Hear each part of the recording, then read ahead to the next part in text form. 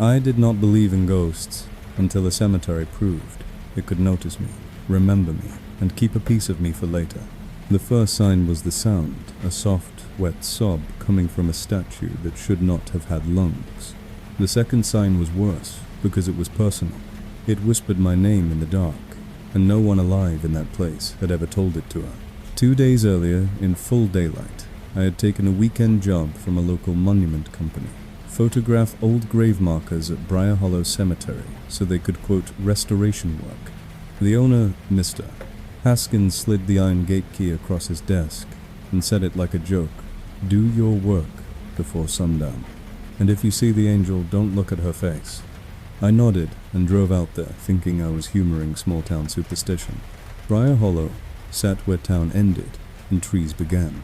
The gate groaned when I pushed it open, like it hated being disturbed. I worked for hours, moving row by row, taking photos, jotting notes, trying not to read every name because it felt like eavesdropping on strangers. Near the center, on a small rise, was the angel, life-sized marble wings, tucked close hands, clasped in prayer. Head tilted down, eyes closed, as if listening to the ground. The base read Eleanor Vale, 1891 to 1916, and beneath it, "We loved you until the world ended." When I zoomed in through the viewfinder, I saw faint streaks on her cheeks, darker than the marble around them. I told myself it was mineral staining. The sun dropped faster than I expected. Shadows turned the headstones sharp. I checked my watch and realized I had lost time. I packed up and started for the gate. Halfway there, I heard that wet sob again, close enough to raise the hair on my arms. It came from the rise, from the angel. I should have left. I walked back, instead, flashlight in hand, because curiosity is just fear, pretending it's brave. My beam climbed the statue base dress, wings, hands. I froze. Her hands were not clasped anymore. They were separated by a couple inches, palms facing each other like she had just stopped praying. Then the light hit her face, and I saw the shine. Fresh liquid gathered at her chin and dropped in slow beads onto the engraved name. The rest of the statue was dry. This was not weather. I stepped closer and touched the wet streak with my fingertip. It was warm, warm like skin. Behind me, the cemetery gate slammed shut.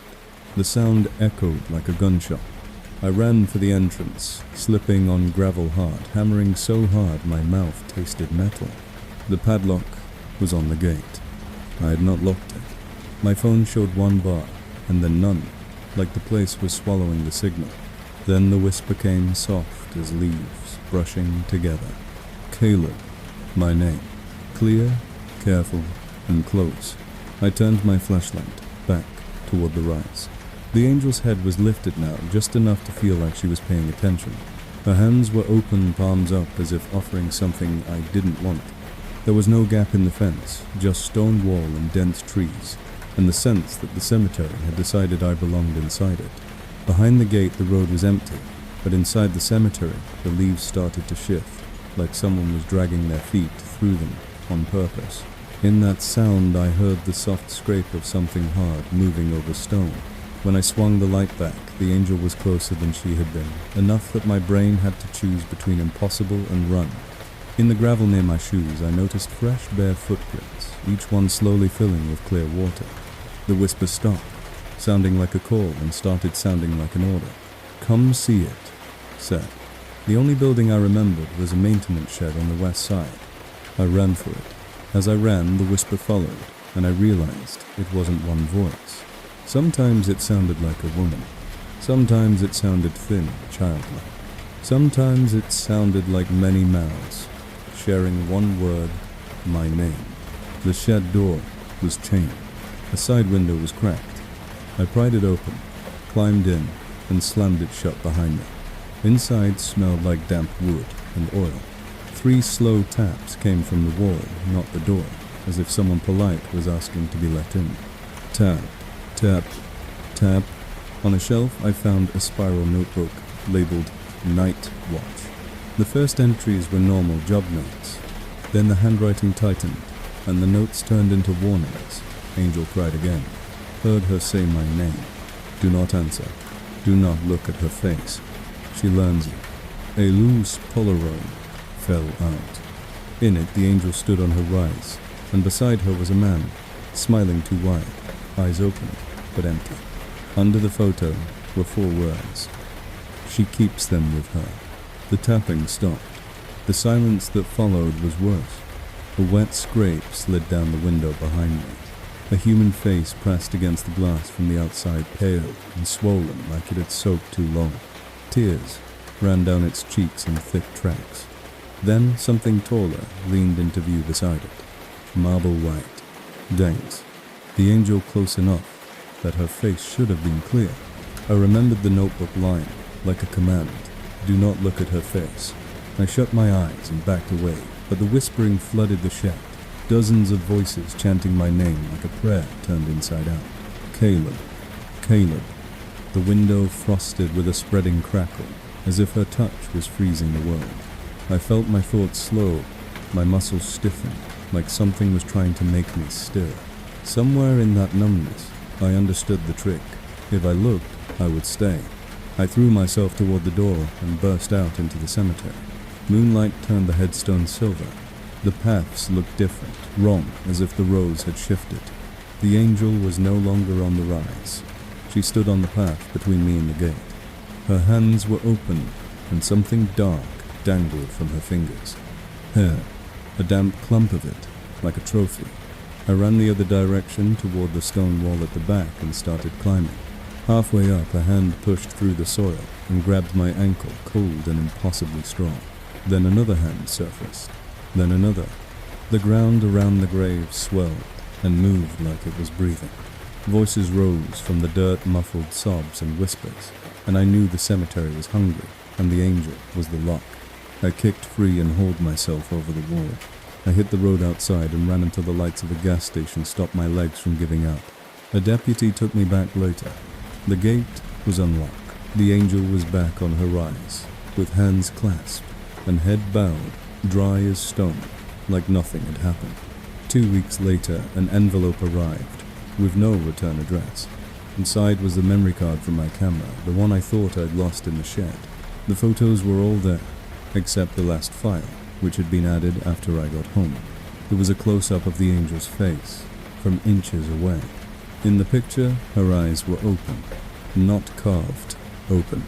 Open like a living person's, wet and dark. And reflected in those eyes, tiny and distorted, was me standing in front of her with my hands pressed together in prayer, tears running down my cheeks like I'd been doing it for years. I tried to delete the file. It came back the next morning. I broke the card in half and threw it away.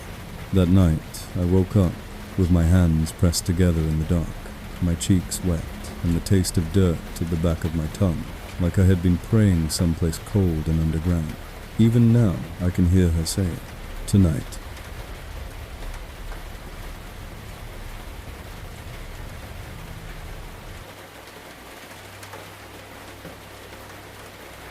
If you cut through a cemetery to save time, remember this. The place keeps schedules too, and it does not care if you're late.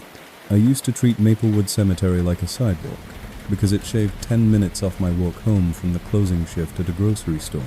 On the streets, I had to loop around warehouses in an unlit hill. In the cemetery, there were neat gravel paths and old trees, and most nights it felt quieter in a normal way.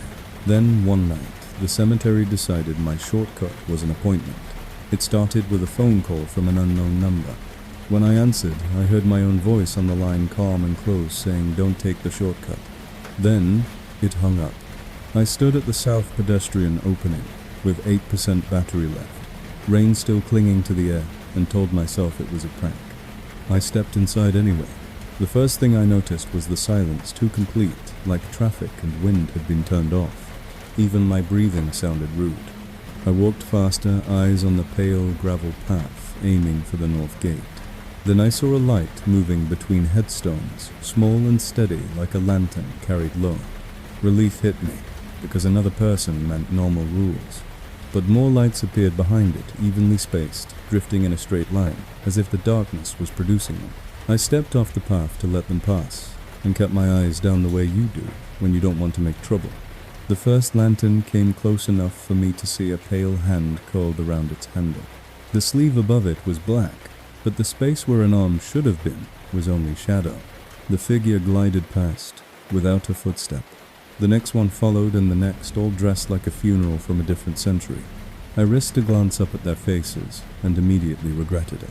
Their features were there, but soft and unfinished, like a photo that never fully loaded. Some mouths moved in unison, silently forming words I couldn't hear. The lantern light made their skin look thin, almost translucent. As they passed, the air turned cold, and the smell of lilies rolled over me fresh and heavy, the exact smell of a funeral home lobby. They stopped near the old oak, where the ground had been dug open into a neat rectangle. A coffin sat beside the hole, lid closed, wet wood reflecting lantern light. No workers, no shovels, just the hole, the coffin, and a ring of people holding lanterns perfectly still. I backed away, and a twig snapped under my shoe. Every lantern turned toward me at once, beams locking onto my chest like spotlights. Someone spoke from inside that circle, and the voice sounded like paper tearing. Late, it said. Another voice answered from a different mouth. Then another, until the word bounced around the ring like a chant. Late, late, late. I ran. At first my legs felt sluggish, like the gravel was thickening under me, then panic forced them to cooperate. I cut off the path into the grass to avoid the lantern line, and my shoes sank into wet ground that felt warmer than it should have, like freshly turned soil. My phone buzzed again. Unknown number. 5% battery. I answered, without thinking. Turn around, my own voice said. You missed your service. Stop, I gasped, sprinting between headstones. You already came, the voice replied, almost kind. We brought you the rest. I looked back as I ran, and for a second I saw myself standing in the lantern ring near the open grave shoulders, slumped hands at my sides, face lit from below. It was me the way I look in my bathroom mirror at 2A. Exhausted and blank, it raised its head and opened its mouth like it was about to speak for me. The call dropped, and my screen went black. The path forked, and a wooden sign I swear had never existed leaned beside it. In chipped paint, it read, Home, arrow pointing left. My skin crawled. I went right. The cemetery felt wrong now, like the rows had shifted while I wasn't looking. The trees crowded in, and the headstones leaned closer, forcing the path into a narrow corridor. Behind me came a slow creak, the sound of wood under strain. I glanced back and saw the coffin sliding along the path by itself, leaving a dark smear in the gravel. It followed at a patient pace, never hurrying, as if it knew the ending was built into the route. I ran harder, but the north gate never arrived when it should have, like the distance had been stretched. Lantern lights began to appear ahead of me and behind me, keeping pace between stones. In the gaps between markers, I started to hear the same word, softer now, like breath, late. In a newer section, I passed a smooth headstone that was blank when my eyes landed on it. Then letters darkened across the stone as if written in wet ink, my first name, my last name, and today's date. My stomach flipped so hard I nearly fell. I didn't stop to see what else it wanted to add. Ahead, iron bars rose out of the dark, the north gate. It was open just enough. I squeezed through, scraping my shoulder on cold metal, and stumbled onto the sidewalk outside. City noise rushed back in. Street lights held steady. The air felt warm again. I turned to look back. Inside the cemetery there were no lanterns, no figures, no moving coffin. Just quiet rows under the moon like nothing had happened. Then just inside the gate, a single lantern glow bloomed between two stones and drifted closer. It stopped behind the bars, close enough to throw light onto the gravel at my feet. I could not see who held it. I could only see the light, and behind it the suggestion of a black sleeve hanging empty. My own voice spoke from the darkness beyond the lantern. See you tomorrow, it said. I walked home under every streetlight I could find, refusing to look back, even when the hair on my neck insisted something was following. When I reached my apartment building, the front door was unlocked. It never was. On the lobby floor, a smear of wet dirt crossed the tile, like someone had dragged a coffin-sized weight through it. The smell of lilies was in my hallway. At my unit, there was a thin black ribbon on the doormat, the kind you pin to a suit jacket at a funeral. Someone had written my last name on it in careful white ink. I didn't go inside. I went to a friend's couch and stared at my phone charger like it was life support. The next afternoon in full sun, I passed Maplewood on the way to work and noticed a stack of fresh flyers taped to a pole. Missing person. The photo showed a man my age in a grocery uniform, tired eyes, the kind you get from closing shifts. Under the photo, someone had written in marker, "Last, seen taking the shortcut." I read it 3 times before I could breathe. The name wasn't mine, but the face looked close enough to feel like a warning, like the cemetery had been practicing. That night I searched the name online. An obituary page came up from a local funeral home, but the date of the service was listed as tomorrow, and the location was Maplewood Cemetery. I slammed my laptop shut. My phone buzzed in my hand, the same second unknown number lighting up the screen. I let it ring until it stopped. My voicemail notification appeared. When I listened, there was no message, just the slow clink of lantern glass, patient and steady like someone saving my place in line. I never went through Maplewood again. I took the long way, even in the rain, even when I was late, because I finally understood what the cemetery meant by tomorrow. No.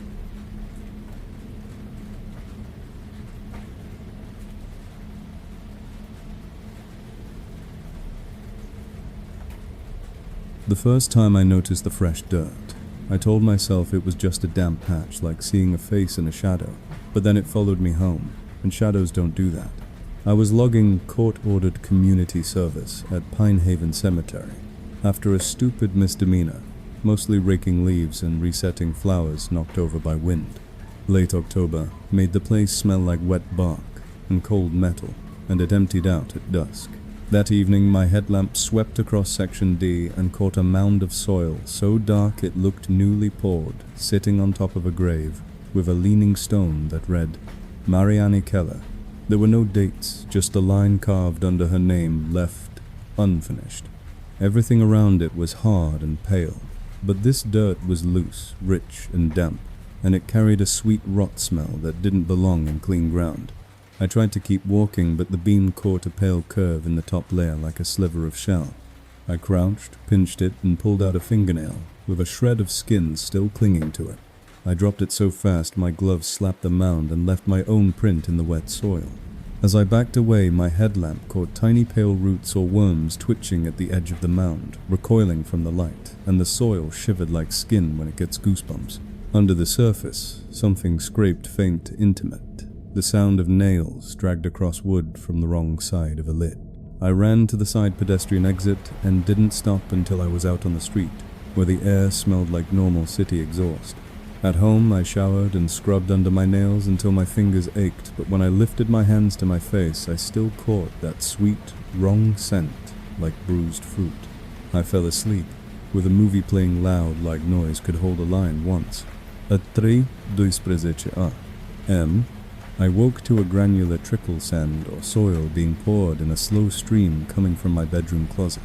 My phone flashlight showed a thin ribbon of dark dirt snaking from under the closet door and pooling against the baseboard in a neat little mound. In the center of the mound were bare footprints, the size of a child's toes turned inward, as if whoever made them had been standing there waiting. On top sat a single pale nail, curved and clean. When I got home, I tried to vacuum the trail from the closet and the canister filled with black soil in seconds, but when I dumped it in the trash outside, the bag tore open on its own and the dirt poured back onto my doormat like it knew my address. I didn't sleep in my room after that. In the morning, the mound was gone, but the carpet fibers were stained almost black and felt cool and damp when I pressed my fingers into them. By morning, the doormat was clean, yet my shoes were heavier, and when I tapped them together in the stairwell, fine dark grains rained out like the building had been storing it for me. I called the volunteer coordinator and told her I was sick. She paused and asked carefully whether I'd been in Section D. When I said yes, she only replied, "Don't go back there alone," and hung up before I could ask why. That night I heard the trickle again, not from the closet this time, but from inside the walls, like someone patiently pouring dirt through the stones. Fear turns into anger when it won't let you sleep, and anger makes you do dumb, brave things. Before sunrise, I drove back to Pinehaven. slid under a loose spot in the fence, and cut across the dew-wet grass towards Section D. The air smelled normal until my headlamp hit the graves. There were fresh mounds everywhere now, dozens of dark bruises of soil dotted across the pale ground, each one perfectly rounded, too neat for an animal, and each crowned with a single pale nail. The mounds formed a path leading straight to Marianne Keller's leaning stone. On her headstone beneath left unfinished, someone had scratched new letters into the granite. The grooves, still dusty. Finish. Me. Behind me a rake scraped gravel, and I spun to see a groundskeeper in a reflective vest, watching me like I was trespassing in a place he'd warned people about for years. "I didn't do this," I said, and my voice sounded small against all that quiet. He pointed with the rake to my boots. Dark soil clung to my soles in thick mats, and when I shifted my weight, the dirt moved, rolling toward my toes as if it wanted contact. My phone buzzed with a voicemail notification, even though there were no bars. When I listened, a woman's voice whispered through a layer of muffled earth. "I'm close. Let me out." On the last word, the mound on Marianne's grave lifted split, and a pale forearm pushed up through the soil, slick with mud fingers flexing like a drowning person searching for air. The groundskeeper didn't flinch. He only stepped back to give it room. "You took her first nail," he said. "The ground remembers thieves." I tried to speak, but my throat locked. The hand turned toward me, and I saw the ring finger, a raw crescent, where a nail should have been perfectly matching the nail I'd pulled free the night before. The fingers opened and closed in a slow count, not begging measuring. 1, 2, 3. An image flashed in my mind of the little footprints in my closet, patient waiting for the rest of the body to arrive. "You want it to stop?" the groundskeeper asked, voice low. "Finish what they didn't." I dropped to my knees at the edge of the grave and started digging with my bare hands, tearing through damp soil until my knuckles bled. Every handful I removed made the scratching beneath louder and faster, nails frantic against a wooden ceiling. My fingers hit a coffin lid far too shallow, sealed tight as if time hadn't been allowed to touch it. There was a small metal latch on the lid rung, on an old coffin like someone had designed a way to open it quickly. The muddy hand clamped my wrist and guided my fingers to the latch with gentle insistence. I flipped it. The scratching stopped instantly, and the silence that followed felt like pressure on my ears. Then the lid lifted from underneath with a slow, wet peel, like something separating from skin. A face rose into the opening eyes, open, wet and bright, mouth packed with dirt, smiling in relief like it had been waiting for me specifically.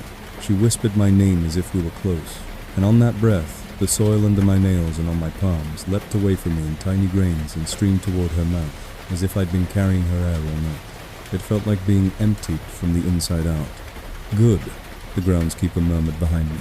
Not kind, not cruel, just satisfied. Now she can take her dirt back. The woman reached for my ring finger, and with careful precision pressed a cold, pale nail back into the raw place it had been pulled from, sealing it like a plug. Pain flashed white through my arm, and when I blinked, the coffin was closed, the mound smooth and dry, the path of dark soil gone. The cemetery looked normal again, as if it had never made a demand. I stumbled out of Section D and drove home, shaking. The carpet stain in my closet was gone. I should have felt relief, but my body felt lighter, hollow, like something essential had been poured out of me and replaced with cold. At 3:02 przecze M. The next night, I woke with grit in my mouth. I spat into my palm and stared at a pinch of dark, damp soil, fresh, sweetly rotten. On top of it sat a single pale nail, and in the smear it left on my skin, pressed like a fingerprint, were 2 words: "Your turn tonight."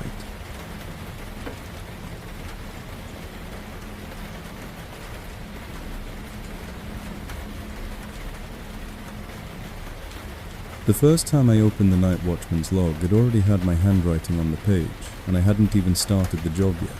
I was 2 weeks into being broke enough to take anything, when the city contractor put a temporary overnight position, cemetery, security graveyard patrol, lock checks, report writing, On my first night, I locked the gates, walked one loop with my flashlight, and came back to the office to write it down before midnight.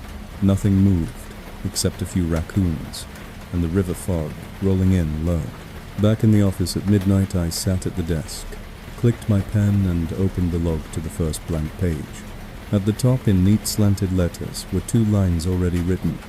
Do not walk the west path after 200A M.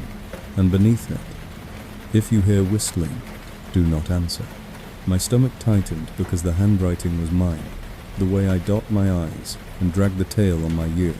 The last entry, dated 3 nights before I was hired, ended mid-sentence, like the pen had been dropped. 217A M. West path heard. I wrote my first real entry. Anyway, 1203A M. Opened lock. Found warnings already written. The moment I finished the last word, the ink on the page to the right began to darken, letter by letter, as if an invisible pen was moving just ahead of my eyes. It wrote 126A. You will see a man in a green hoodie near section 4. He will say his dog is missing. Do not leave the fence line with him. I stared until my eyes watered. Then I heard a knock at the office window. A man stood outside under the porch light, wearing a green hoodie face, pale in the glass reflection. He pressed his hands to the pane and mouthed something I couldn't hear. My radio sat dead silent on the desk, but the logbook lay open like a mouth. I stepped outside and kept the office door behind me, just like they train you, and asked what he needed. My voice sounded too loud in the fog. My dog's missing, he said, pointing back toward the dark rows. He ran in there. He's my kid, man. Please. Every normal instinct in me wanted to help, but the words in the log pulsed in my head. I told him I'd call animal control and the police, that I couldn't go in with him, that the cemetery was closed. His eyes shifted past me to the open doorway, where the logbook was visible on the desk. For a second, his expression changed like annoyance, turning into hunger. You can come with me, he said softly. Just you. It'll be quick. In the fog behind him, I heard a faint sound that wasn't a dog, a thin whistle, one clean note repeated, like someone testing a tune. The man smiled at the whistle as if it was an answer. I stepped back inside and locked the office door in his face. His palm hit the glass hard once, not angry, more like a warning. The whistle stopped. When I turned, the log had added one more line under the prediction, good. Now write it down or you will forget. My hand shook as I wrote the encounter exactly with the time 126A. I didn't look up again until my pen stopped moving. Atuno chingzech, she opt up. The fog thickened until the outside lamp looked like a coin at the bottom of milk. Adoitria. A new line appeared in the log without me touching it. You will think you hear your name. You did. Right on schedule. From somewhere out among the stones, a voice called quiet but clear, Darren. My name. It came again closer, and it sounded like my mother saying it the way she did when I was a kid, and she wanted me to come inside before the streetlights came on. I stood, frozen in the doorway, hand on the radio, trying to decide whether that was comfort or a weapon. The logbook wrote one more sentence. Do not follow a kind voice in a place that does not have to be kind. So I stayed. I locked the door, and I waited. And I listened to my name drift around the office, like fog, searching for a crack. The office lights flickered once, and the radio squawked with static that almost formed words. I remembered the unfinished entry from the previous Watchman. 217A.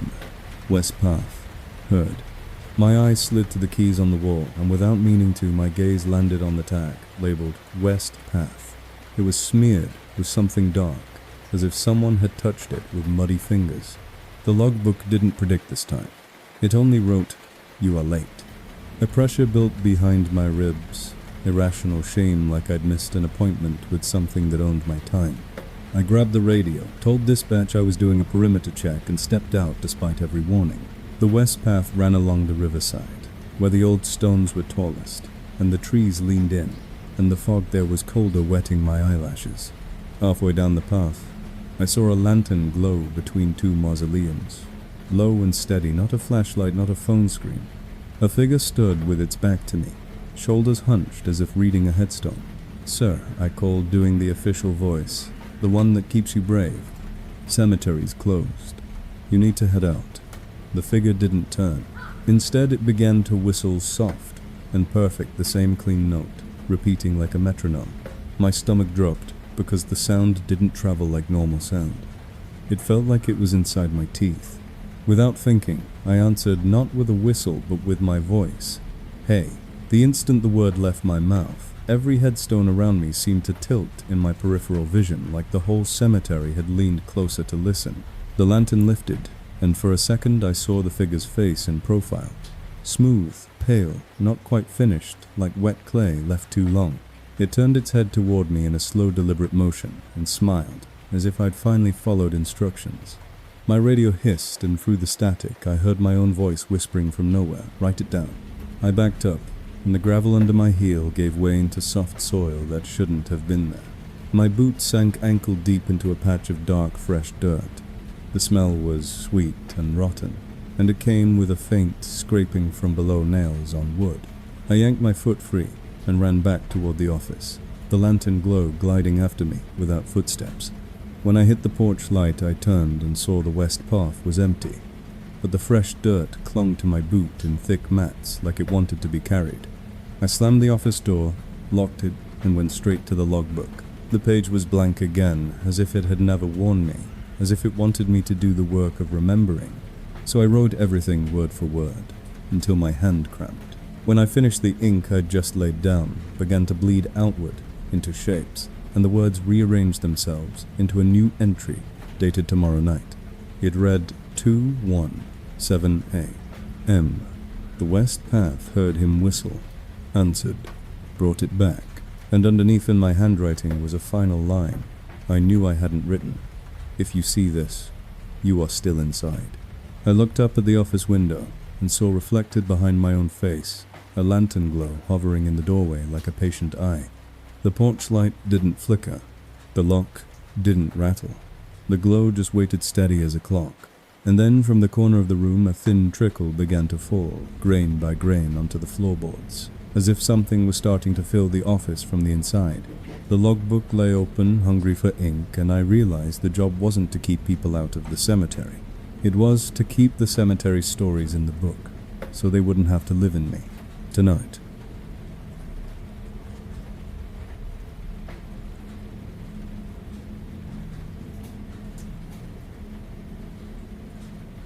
The first knock came from inside the coffin, after we'd already said amen and started walking away.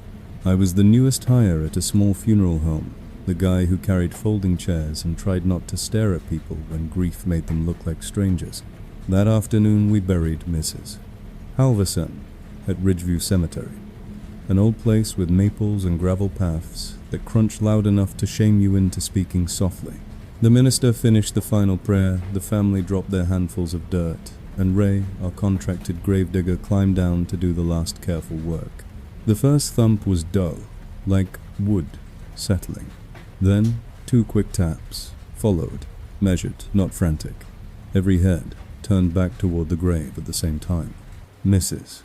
Halverson's daughter stepped forward, breath hitching, and dropped to her knees at the edge of the hole like she could talk her way through the earth. "Mom," she whispered. The knocking answered slower, now, like it had been waiting for. The question 3 taps, a pause, then 3 more. My stomach flipped into that hot, impossible thought people never admit out loud, the one that makes you want to start digging with your bare hands. I opened my mouth to say something helpful. Coffins settle, soil shifts, it's a pocket of air. Anything that could keep a family from breaking in front of strangers. Ray's hand clamped my wrist so hard it hurt. "Don't," he said, barely moving his lips. "Don't answer it." I stared at him, confused and angry, and the look in his eyes shut me up. It wasn't fear of being wrong. It was fear of being heard. The daughter leaned closer to the hole, and the knocks changed again, almost conversational, like someone adjusting to her attention. Ray scooped a full shovel of dirt and let it fall, hard and fast, smothering the sound. The family cried harder, and the minister steered them away, with gentle hands repeating words that sounded small against that measured tapping. When the last car finally pulled out, and the cemetery quieted back to wind and distant traffic, Ray packed the grave without rushing, flattening soil like he was closing something that wanted to stay open. I tried to make it normal. "Wood settles," I said, forcing a laugh I didn't feel. "Pressure changes." Ray didn't argue. He kept his eyes on the mound. "Sometimes it's that," he said. "Sometimes it's the place checking who's listening." Then he pointed the shovel at me like a rule. "If you hear it again, you do not respond. Not with words. Not with your hands. Not with anything." On the drive back, my nerves turned, my fingers stupid. At a red light, I drummed the steering wheel without thinking. 3 taps. A pause. 3 taps. The second I realized what I was doing, I went cold all the way down to my teeth. I forced both hands flat on my thighs, like I was pinning myself in place. At the funeral home, I tried to work like nothing had happened. I wiped down the chapel chairs, stacked unused programs, set the guest book back on the shelf, and told myself busy hands could outrun a bad thought. Around 10 p.m., while I was locking the garage where the hearse sat, I heard it again, soft tapping from inside the vehicle door. The same polite rhythm, like a neighbor asking to be let in. The sound didn't feel like it came through the air. It felt like it came through my attention. I called Ray and put him on speaker. "It's here," I whispered. "I'm hearing it at the home." He didn't ask what I meant. "Did you answer it?" he said. "No," I said, automatically. Then looked down and realized my fingers were tapping the phone case in the same pattern, like my hand had been practicing. I forced my grip still. "I don't think so." Ray's breath sounded controlled, like he was keeping his own panic on a leash. "Ridgeview has an old receiving vault," he said. "Back when the ground froze, they stored bodies in concrete and waited for thaw. Some things learn to use that space like a hallway. It knocks to get a response. Once you give one, it knows your timing. It can follow you through anything that acts like a lid." "What does it want?" I asked. "A yes," Ray said. "A name. A turn." While he spoke, the knocking moved. It slid from the hearse door to the garage wall, then to the metal cabinet beside me, as if it was walking the room without feet, searching for the best surface.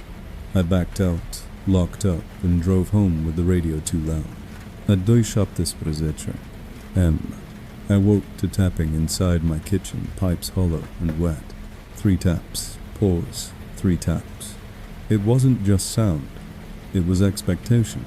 The silence between knocks felt crowded, like something leaning close to hear whether I'd fill the space. I didn't move. I didn't breathe right. I waited until the rhythm faded and told myself I'd won by refusing. In the morning, I went to Ridgeview in full daylight, like a person returning to the scene of a crash to prove the road exists. Mrs. Halvorson's grave looked perfect, smooth soil flowers drooping in cold sun. Nothing knocked. Then I saw a folded program tucked under the flower frame, printed on the same cream paper our funeral home used.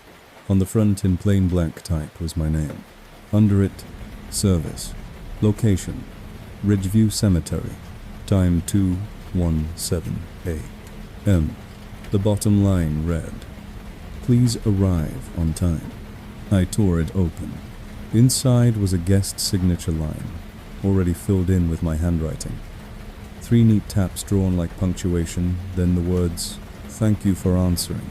My vision narrowed. I looked around for anyone watching, but the cemetery was empty and even the birds had gone quiet. I drove straight to the funeral home and shoved the program at my boss. He glanced at it, frowned, and handed it back like it was a prank he didn't have time for. When I pulled the guest book from Mrs. Halvorson's service, the page looked normal until I blinked. Then for a second I saw my handwriting, and the margin 3 taps, a pause 3 taps, like a signature trying to be simple. I called Ray and told him. He made me meet him after sunset at Ridgeview's maintenance gate. "No metal," he said. "It likes lids." He led me to a low concrete building tucked into the hillside. A steel door painted the same dull green as a trash bin. A rusted sign read, "Receiving Vault." Ray put his ear to the door and held up a finger. At first, there was only wind. Then the tapping started inside the concrete, careful as a fingernail on wood. 3 paws. 3. My hand lifted before I realized it. Ray caught my wrist. "Don't feed it," he said. "You already answered once. Stop giving it more." The tapping sped up, like it was pleased we'd come. Under it, I heard something softer, not quite a voice pressing my name through the door, like breath through cloth. Ray dragged me back into the open air. "Go home," he said. "If it knocks in your walls, put your hands in water. Break the pattern. Don't give it a surface to talk through." That night I didn't go home. I slept on a friend's couch and lied about why, because the truth sounded insane, even to me.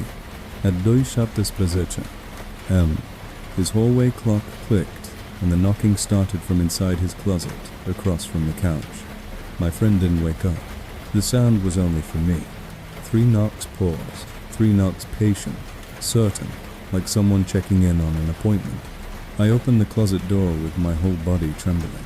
Hanging there was a black suit coat with the tag still on it, shoulders dusted with pale grit, like someone had brushed past fresh soil. The smell was Ridgeview, cold earth-wet leaves, and that faint sweetness that never belongs indoors. I reached for the breast pocket and felt something tap my knuckle from inside the fabric patient as a fingernail. I slid my fingers in and pulled out a folded program printed on cream paper. On the front was my name again, and underneath it, the same time. The tapping came again deeper in the pocket, and the fabric shifted as if something inside had moved its knuckles to a better surface. My phone lit up with an unknown number.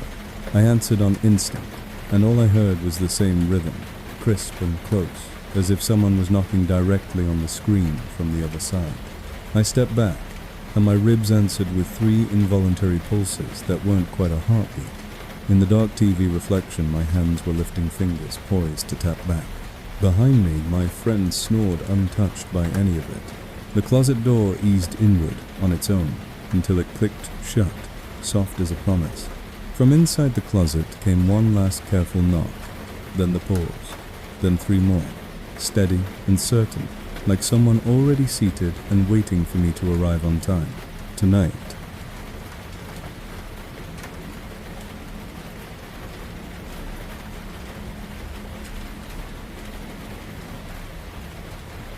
I noticed the funeral crasher because he was the only person in the room who looked comfortable. My Aunt Lillian's service was packed, the kind of crowd that makes you feel guilty for not calling more, and everyone wore the same strained expression people wear when they're trying not to make grief messy.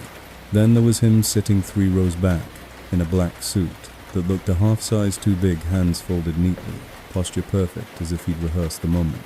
I didn't recognize his face, but he nodded at the pastor's words, like he agreed with them, like he'd heard the speech before.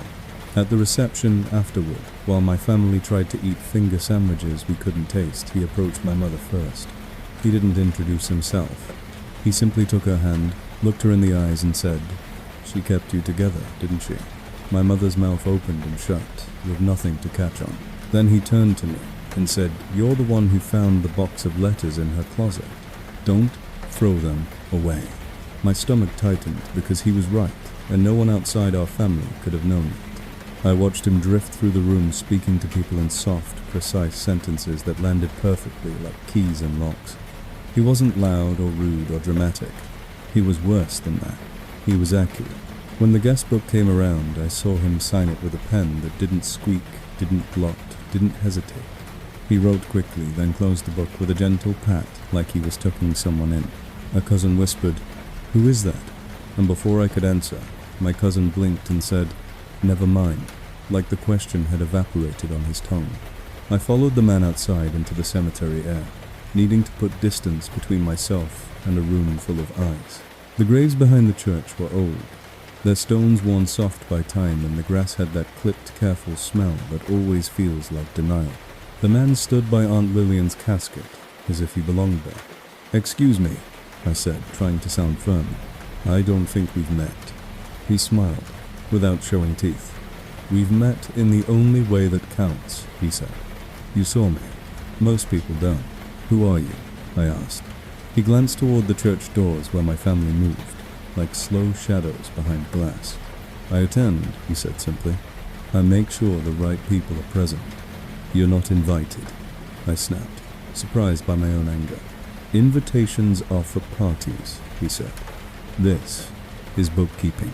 He stepped closer, and I noticed his shoes were spotless, despite the damp grass, like he didn't pick up the world the way the rest of us did. You're grieving, he continued, voice calm, which means you're vulnerable to bargains you don't understand. So I'll be direct. Don't sign anything you didn't read.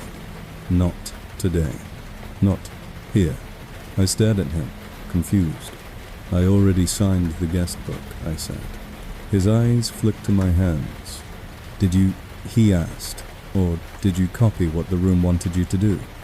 Then he reached into his inside pocket and produced a small condolence card, plain white, no branding, no flowers, printed just a line for a signature. He held it out with a pen like an offering. This is the part people forget, he said. Names are the only pieces that travel. No, I said. I'm not signing anything for you. The man's smile didn't change. Good, he said. Not yet. He slid the card back into his pocket and walked away between the stones without looking back, moving with the slow confidence of someone who knew the paths even when the light was gone. That night, I couldn't sleep. My phone kept lighting up with obituary notifications from apps I didn't remember downloading, as if my device had decided death was a topic worth pushing. The next morning when I opened social media, I saw a photo from the service posted by someone I barely knew. In the background behind my mother's shoulder was the man in the oversized suit, looking directly into the camera like he'd planned the shot. I clicked through other pictures. He was in all of them. Different corners, different angles. Always present, always focused, always slightly too clear compared to everyone else's blurred motion. I went back to the church office and asked the secretary if she knew him. She frowned, pulled up the guest list, then stopped and rubbed her temple like she'd hit a headache. Weird, she murmured. I swear there was someone, but I can't. She looked up at me, embarrassed. I'm sorry, she said. What were we talking about? I drove to the cemetery office at Ridgeview because Aunt Lillian's plot was there, and I needed a solid answer from a place built on records. The clerk behind the counter typed my aunt's name, nodded, and slid a folder toward me. Everything looked normal until I saw an extra form paper-clipped inside a single page titled Attendance Confirmation. It had my aunt's name printed at the top, then a blank line, then a second name printed beneath it, mine. Under my name was a date, today's date. Under that was a time, 9:30 p.m. The clerk didn't react when I pointed at it. She stared at the page for a moment, blinked slowly and said, "That's strange," in the same tone someone uses for a minor typo. "Can you sign to acknowledge receipt?" She slid a pen toward me without meeting my eyes. My throat went tight. I pushed the pen back. "No," I said. The clerk's expression softened in a way that felt practiced. "Then you'll need to speak with the groundskeeper," she said, and she pointed out the window toward the back paths, like it was no more dramatic than directions to a restroom. I found the groundskeeper near the older section, where stones leaned and the trees blocked out the sky. He listened to my explanation without interrupting, then looked past me at Aunt Lillian's fresh grave, like he was watching something settle. "You saw him," he said finally. "The crasher. Who is he?" I asked. The groundskeeper picked a bit of dirt from under his nail, with slow care. "He's the one who checks the books," he said. "Some people call him a mourner. Some call him a collector. Doesn't matter what you call him. What matters is what you give him." "I didn't give him anything," I said. The groundskeeper's eyes shifted to my hands again, and I remembered how automatic my signature had been in the guest book. How I'd written my name without thinking. Because that's what you do when a book is passed to you. "You wrote your name in a room full of grief," the groundskeeper said. "That's a powerful ink." My skin prickled. "So what now?" I asked. The groundskeeper's voice stayed flat, like he'd said this too many times. "Now he'll show up again," he said, "and he'll ask you to confirm." People like to believe refusal is stronger than habit. It isn't. I left the cemetery before dusk, but the feeling followed me, that invisible pressure of being scheduled. Одно, 2:30 p.m. My phone buzzed with a calendar alert. I didn't create attendance required. Location: Ridgeview. At Dorzechpu. M. A notification popped up from the same obituary app. Service begins soon. Adnoa Dorzech. She opt per. M. My doorbell rang once, and when I checked the peephole, no one was there. On my welcome mat sat a plain white condolence card with a pen clipped to it like a delivery. The card wasn't addressed to me. It was addressed from me. Inside, in neat black print, were the words, "Thank you for attending." And beneath that, a blank line that looked too eager to be filled. I didn't touch it. I grabbed my keys, because staying in my apartment felt like sitting in a chair someone else had picked for me, and I drove without deciding where. My hands took me to Ridgeview anyway. The gate was open, which it never was after hours. The paths were empty, and the cemetery lights made small islands in the dark that felt like stages. Near Aunt Lillian's grave, I saw the man in the oversized suit standing beside a stone bench, posture-perfect pen already in his hand. He didn't wave. He didn't look surprised. He held out the condolence card like we were finishing a conversation. "You're on time," he said, as calmly as if he'd been talking about a dinner reservation. I didn't agree to anything, I told him. "You agreed the way everyone does," he said, "by writing your name where it was expected." He nodded toward the darkness behind him. For the first time, I noticed a second fresh mound nearby, with no flowers on it, yet no marker, just a rectangle of newer soil that looked darker than the ground around it. My headlights caught something on top, a folded program printed on cream paper, my name on the front. The same time. "This isn't real," I whispered, but my voice sounded small, like it couldn't fill the space. The man's smile stayed gentle. "Real is what's recorded," he said. "Ink lasts longer than panic." He clicked the pen once, a soft sound that felt too loud. "Just a signature," he added, patient, like he'd been trained not to rush the frightened. I backed away, and the gravel under my shoes crunched like a microphone. The man didn't follow. He didn't need to. He only stood there with the pen extended, confident that the habit of compliance would eventually win. I turned, ran for my car, and as I slammed the door I saw his reflection in my side mirror, still holding the pen out, still waiting, still perfectly composed as if the cemetery itself had hired him to keep the guest list accurate. Tonight.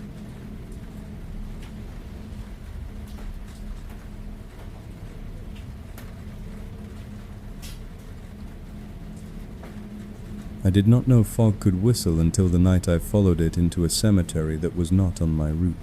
I was driving rideshare, chasing the last few trips before surge ended, when a pickup request appeared with no street address, only a pin floating over Briar Meadow Cemetery.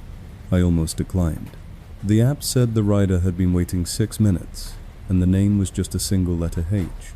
Against my better judgment, I turned down the service road and saw the iron gate standing open, its chains hanging like loose jewelry. Inside, the gravel path vanished into milk-white mist. I rolled forward slowly, headlights swallowed, and the car display lost GPS for a second, then returned with a new prompt: "Proceed to Section H." I told myself it was a data glitch, the same kind that sends you into alleys behind warehouses. Then I heard the whistle. One note, clean and steady, cutting through the fog as if it had practiced. It came again slightly higher, not a melody, more like a signal, saying, "I am here." I stopped near the first rows and lowered my window. The air was cold enough to sting my lungs, and it smelled like wet stone and lilies left too long in water. I called out, asking who I was picking up. The whistle answered closer now, and the sound made my teeth ache the way cold metal does. My rider status changed from waiting to arriving, even though I saw no one. The app screen flickered and displayed a message that did not look like normal text. "Do not whistle back." My throat went dry. I locked my doors and decided to reverse out, but the backup camera showed only fog, blank and bright, as if the cemetery behind me had been erased. I put the car in drive again, and the path ahead appeared, just barely curving deeper. The whistle came from the right, then the left, then directly in front of my hood, as if the fog could move the sound like a hand sliding a coin across a table. A silhouette formed near a headstone, tall and thin, wearing what looked like a dark coat. It stood perfectly still. I flashed my brights. The silhouette lifted an arm and pointed down the path, guiding me forward like a traffic officer. The whistle stopped, and in the sudden quiet, I heard another noise, faint and rhythmic, like tapping on wood from far away. I should have turned around. Instead, I followed the point, because my brain kept insisting there was a rational explanation waiting just a little farther in. The gravel changed under my tires. It became softer, darker, like fresh soil. The car drifted as if the ground had lost its grip. My phone mounted near the dash buzzed with an incoming call from UN known. I did not answer. The screen immediately filled with a waveform, and through the speaker came that same clean whistle note, slow and patient, like a person breathing through a small instrument. My hands clenched the wheel. The tapping sound grew louder. 3 knocks a pause, 3 knocks careful and polite. The fog ahead thinned just enough for my headlights to catch a low stone bench and a fresh mound of dirt beside it, too dark for the surrounding ground. On top of the mound sat a small silver whistle, old and tarnished its mouthpiece, wet as if it had just been used. Beside it lay a folded funeral program printed on cream paper. I got out without deciding. Cold air wrapped my skin. The fog muffled my footsteps, but it did not hide the feeling of being watched. I picked up the program and opened it. It was blank, except for one line, typed in clean black letters, attendance. Under that, my full name spelled correctly. Under my name, a time 2:17 a.m. I checked my phone clock. The cemetery seemed to pause, holding itself still the way a room does when someone asks a question that changes everything. Behind me, very close, a soft whistle sounded so near it felt like breath against my ear. I did not turn around. I stared at the mound and the whistle on top of it, and I understood, in a simple animal way, that the fog was not trying to scare me for fun. It was training me, teaching me a pattern. The tapping came again louder now from inside the mound, as if something in the dirt was knocking on a coffin lid. 3 knocks. Pause. 3 knocks. My chest answered with 3 hard beats, and the silence after felt crowded with expectation. The app on my dash pinged, and the rider status changed to in vehicle. The back seat creaked softly, like a person shifting their weight. I kept my eyes on the windshield.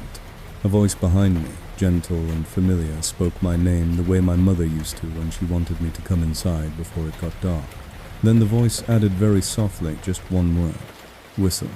My lips tingled with the urge to obey, to make a sound and break the pressure of the pause. I forced my mouth shut and bit the inside of my cheek until I tasted blood. The fog outside brightened, and a shape pressed against my driver's side window, face close to the glass. I did not look directly, but I saw enough to know it was smooth, where a mouth should have been wet, with tear tracks that caught the light. A hand rose palm open, offering the whistle through the barrier of glass, as if the glass were not real. The tapping inside the dirt quickened. The back seat creak came again, and the seatbelt webbing slid an inch, as if being pulled. Panic finally broke my paralysis. I threw myself back into the car, slammed the door and turned the key. The engine clicked once, then caught. The radio turned on by itself. No station, only that thin whistling tone, but the engine was alive, and that was enough. I floored it. The car lurched forward tires, spitting wet soil. The fog thinned at the gate like it was reluctant, and then with a sudden release I was out on the service road again. Streetlights, steady air warmer, the cemetery behind me looking normal in the rearview mirror, dark and quiet, as if it had never opened its mouth. I drove until sunrise, without taking another fare. At home I scrubbed my hands, but under my nails was dark soil that would not rinse away. When I checked my rideshare history, the trip to Briar Meadow showed as completed with a 5-star rating and a comment left by the rider Good Listener. A new request appeared immediately, pickup pin hovering over the cemetery again. The rider name was still just one letter H. The app offered 2 buttons, accept or decline. My finger hovered, and from inside my closed closet, in the quiet of my apartment, I heard one clean whistle note, patient and calm, as if the fog had followed me home and was waiting for me to answer. I chose decline, but the app did not close.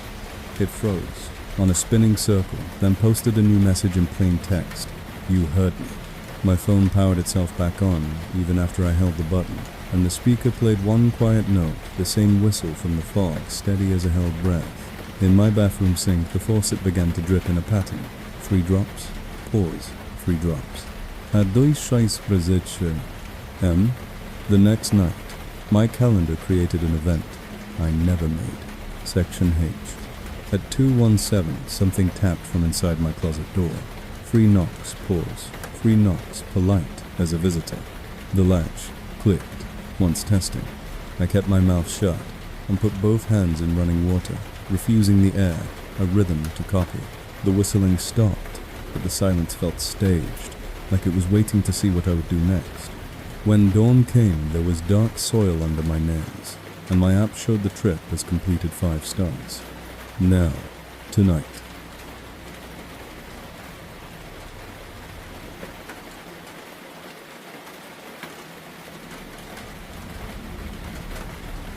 I first saw the lady in black on a Tuesday, when I was supposed to be doing the most ordinary part of my job, replacing wilted flowers on a fresh grave before the family returned. I worked for a cemetery services company, the kind that does upkeep, headstone cleaning, and discreet repairs, so mourners never have to watch someone fix their grief like a loose hinge. Oak Ridge Cemetery is big enough to feel like a small town after hours, with paved lanes, old trees, and sections named like neighborhoods.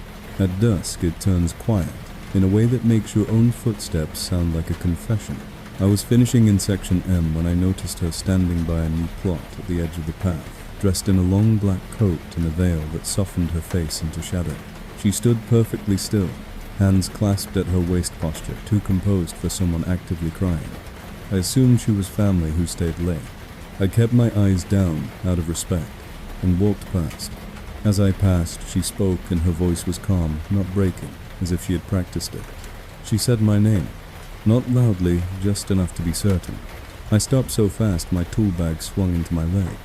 No one there should have known my name. I turned and saw her head tilt slightly, as if she was studying how I would react. She pointed to the grave at her feet. The temporary marker was still in place, a simple stake with a laminated card. The name on it was wrong.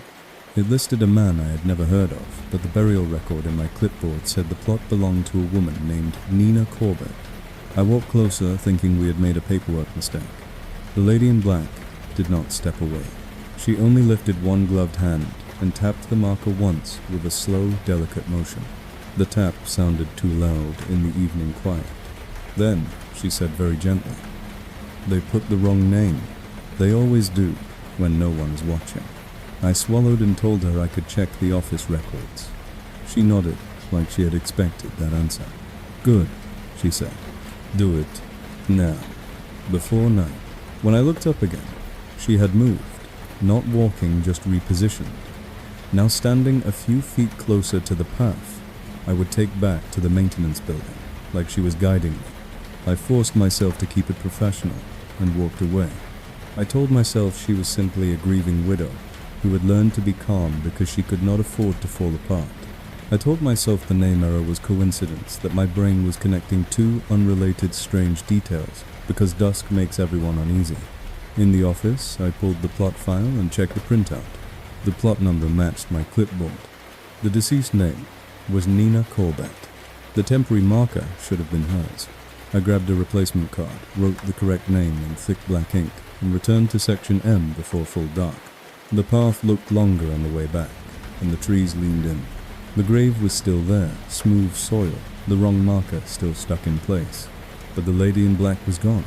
I replaced the card, pressed it down firmly, and felt a small release in my chest, like I had fixed something small, and therefore the world could be made orderly again. As I turned to leave, a soft sound came from behind the headstone row, a whisper of fabric moving. The lady in black stood at the next grave over now. The one directly adjacent, her veil lifted slightly by a breeze I could not feel. She did not speak. She only pointed one slow gesture toward the second grave. I walked closer and saw the marker. This one had no name at all. Blank card. A chill slid under my collar. Our company does not leave blanks. She looked at me as if waiting for me to admit something. "Someone is missing," she said. "Someone who should be recorded." I told her the plot was reserved. Maybe the family had not provided the name, Maybe it was a placeholder. She shook her head, once a small motion. No, she said. This is where they put the ones they forget. I felt my mouth go dry. Behind us, the cemetery lights clicked on in the main lanes, but in Section M, the trees kept the ground in shadow. The lady in black stepped closer, and for the first time I noticed her gloves were not leather. They looked like thin cloth, stretched over fingers that were slightly too long. She lifted her hand and held out a folded piece of paper. It looked like a funeral program. Cream-colored simple font, no photo. On the front in clean black type was my full name. Under it a time to sit in A. M. My stomach dropped. I laughed once a hard sound and asked if this was some kind of joke. She did not smile. It is not a joke, she said. It is attendance. It is courtesy. You were polite enough to correct the name. Now you owe the missing one the same. I stepped back, and gravel crunched under my boot like a loud answer. I do not owe anyone anything, I said. Her veil shifted, and I saw the outline of eyes looking at me with steady interest. You already signed, she said. Every time you write a name, here you leave a piece of yours. I thought of the guest books at services, the habit of signing the way ink makes strangers feel official. I pulled my hand back as if she might grab it. She lowered the program slowly. Do not worry, she said. I do not take what is not offered. I only collect what people give away, without thinking. Then she turned and walked into the deeper shade between the rows, her black coat merging with the dark so smoothly that for a second she looked like a gap in reality. I should have left. Instead, I followed at a distance, because my mind could not accept an unfinished question. She led me to a small old mausoleum at the edge of the section, half covered in ivy, with a stone door that looked too heavy to move. A brass nameplate was bolted to the front, and on it was a surname I recognized from old files, one of the founding families. The lady in black stopped at the door and laid her gloved fingers on the seam as if feeling for a pulse. Then she looked back at me and said, "This is where the forgotten names go to wait." I told her the mausoleum was sealed and that we did not open it without permits. She nodded again, like my resistance was expected. "Then you will not open it," she said. "You will only listen." She leaned close to the door and tapped once, soft as a fingernail. From inside the stone, faint but undeniable, came an answering knock. 3 taps, pause, 3 taps, careful and polite. My skin prickled. The lady in black lifted her chin, and in that quiet, I heard a whisper from inside the stone, muffled and close as if someone were speaking through cloth. "Write me." I stumbled back. The lady in black turned her head toward me, and for the first time her voice held something like satisfaction. "You hear them," she said. "That is why you were chosen." I ran back to my truck and drove home with my hands shaking on the wheel. I told myself I would quit. I told myself I would not go back. At home I checked the plot records online and searched the surname on the mausoleum. The database showed no recent openings, no new burials, nothing to explain the knocking. Add Deutscher M. My phone buzzed with a calendar reminder that was not mine. Attendance Section M. At 216, my closet door creaked softly. At 217, a polite knock sounded from inside my closet wall. 3 taps. Pause. 3 taps. Then, a woman's calm voice, right beside my bed, said, "Do not be rude. Do not make me ask twice." I stayed completely still. Tonight.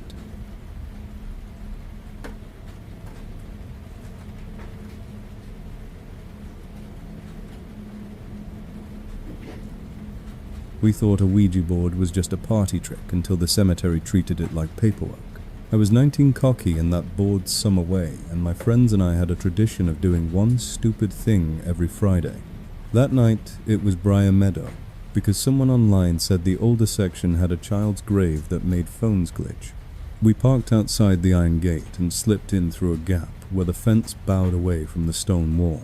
Kayla carried the board in a tote like it was makeup, and Mateo brought candles, even though we all had flashlights, because he wanted it to feel cinematic. Stupid detail, but that's how we were. If you're going to be reckless, at least make it aesthetic. We found a flat spot between headstones, where the grass was worn down like feet had circled it before. The air smelled like wet leaves and lilies, and fog hung low enough to blur the ground, like the cemetery was hiding its own shoes. Kayla set the board on a blanket and laughed too loud. Mateo said the rules like he'd practiced one hand on the planchette. Be respectful, say goodbye at the end. I rolled my eyes and put my fingers on the plastic heart with the others. At first, nothing happened. We asked the usual questions. Are you here? What's your name? Did you die here? Trying not to sound nervous. Then the planchette moved an inch slow and sure, not sliding like someone pushing, but gliding like it had found a groove in the air. It went to yes. Kayla sucked in a breath and tried to laugh it off, but her laugh caught halfway. Mateo asked, "What's your name?" The planchette circled the board once, as if deciding which alphabet it liked, then spelled Haskins. My throat tightened because that was the monument guy's name from a sign I'd seen near the gate. The one that said, Haskins Monuments Restoration Cleaning. Mateo whispered, "Okay, that's real." I tried to be brave and asked, "What do you want?" The planchette slid to 2, then 1, then 7 on the printed numbers like it didn't need any extra language. Kayla checked her phone. "It's 208, she said, voice smaller now. The planchette moved again and spelled ATTENDANCE. That wasn't a ghost word. That was an office word. A breeze slid through the stones and extinguished Mateo's candles in one clean sweep like a hand passing over them. The fog thickened, and our flashlights reflected back at us, turning everything into a white wall. Mateo asked, "Attendance? For what?" The planchette answered without hesitation. SERVICE. Kayla's fingers trembled on the plastic. "Stop," she whispered.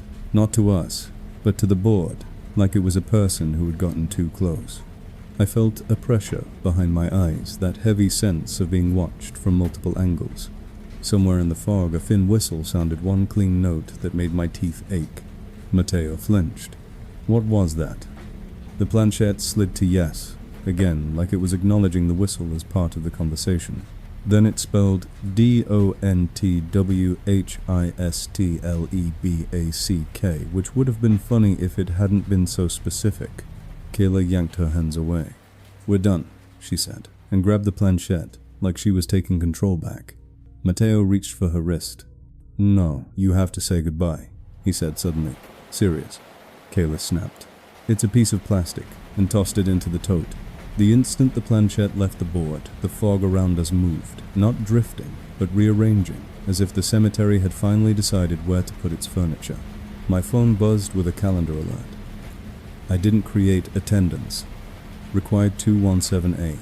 M. Section H. Mateo's phone buzzed too. Then, Kailas. We stared at each other, 3 screens glowing the same message, like we'd all been added to the same event. Mateo whispered, "Just say goodbye anyway." He placed his fingers back on the board, and after a second, I did too because terror makes you obedient. Kayla refused. "No," she said, backing up.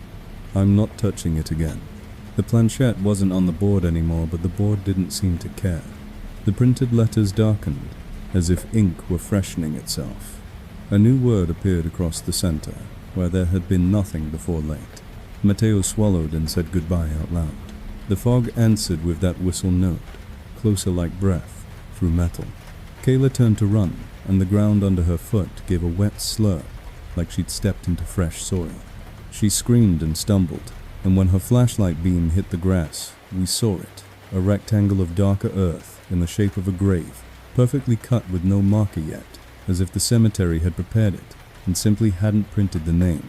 From inside that rectangle came a polite tapping 3 knocks, a pause, 3 knocks, as if something under the dirt was asking to be let out. Kayla kicked free and sprinted toward the path, and we chased her, abandoning the blanket in the stupid tote. Behind us, the board slid across the grass by itself, keeping pace like a small, patient animal.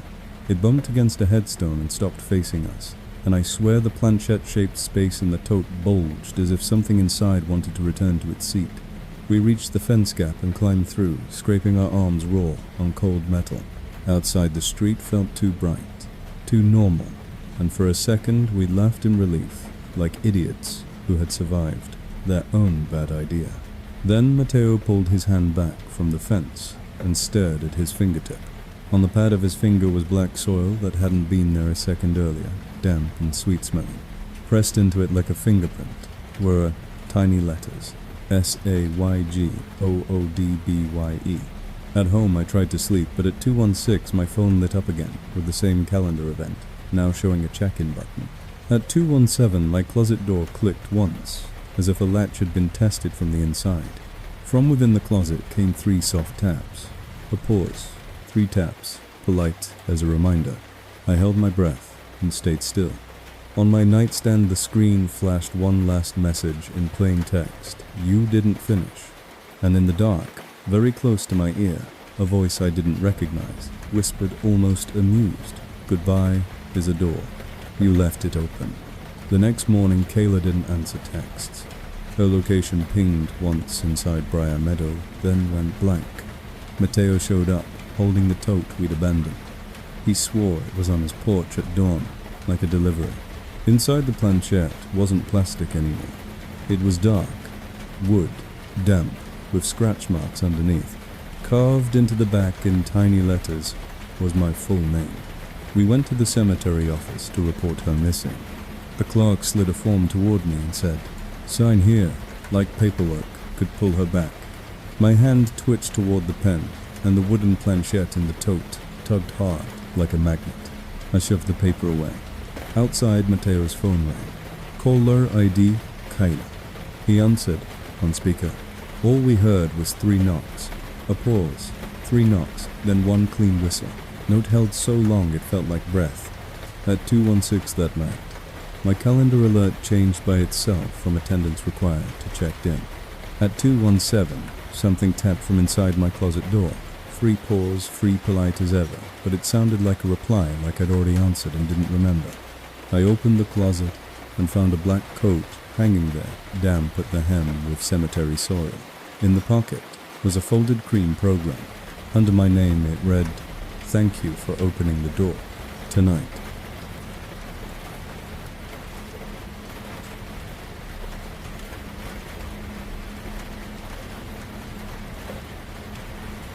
The mausoleum door shut behind me with the soft finality of a book being closed, and the click of the latch echoed until the stone felt satisfied.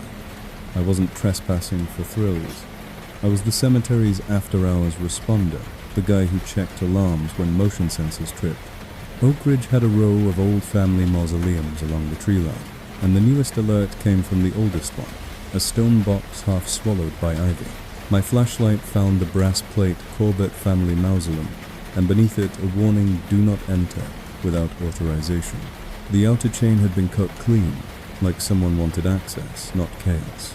I should have waited for police, but the dispatcher had laughed it off as raccoons, and I let that normal word make me reckless.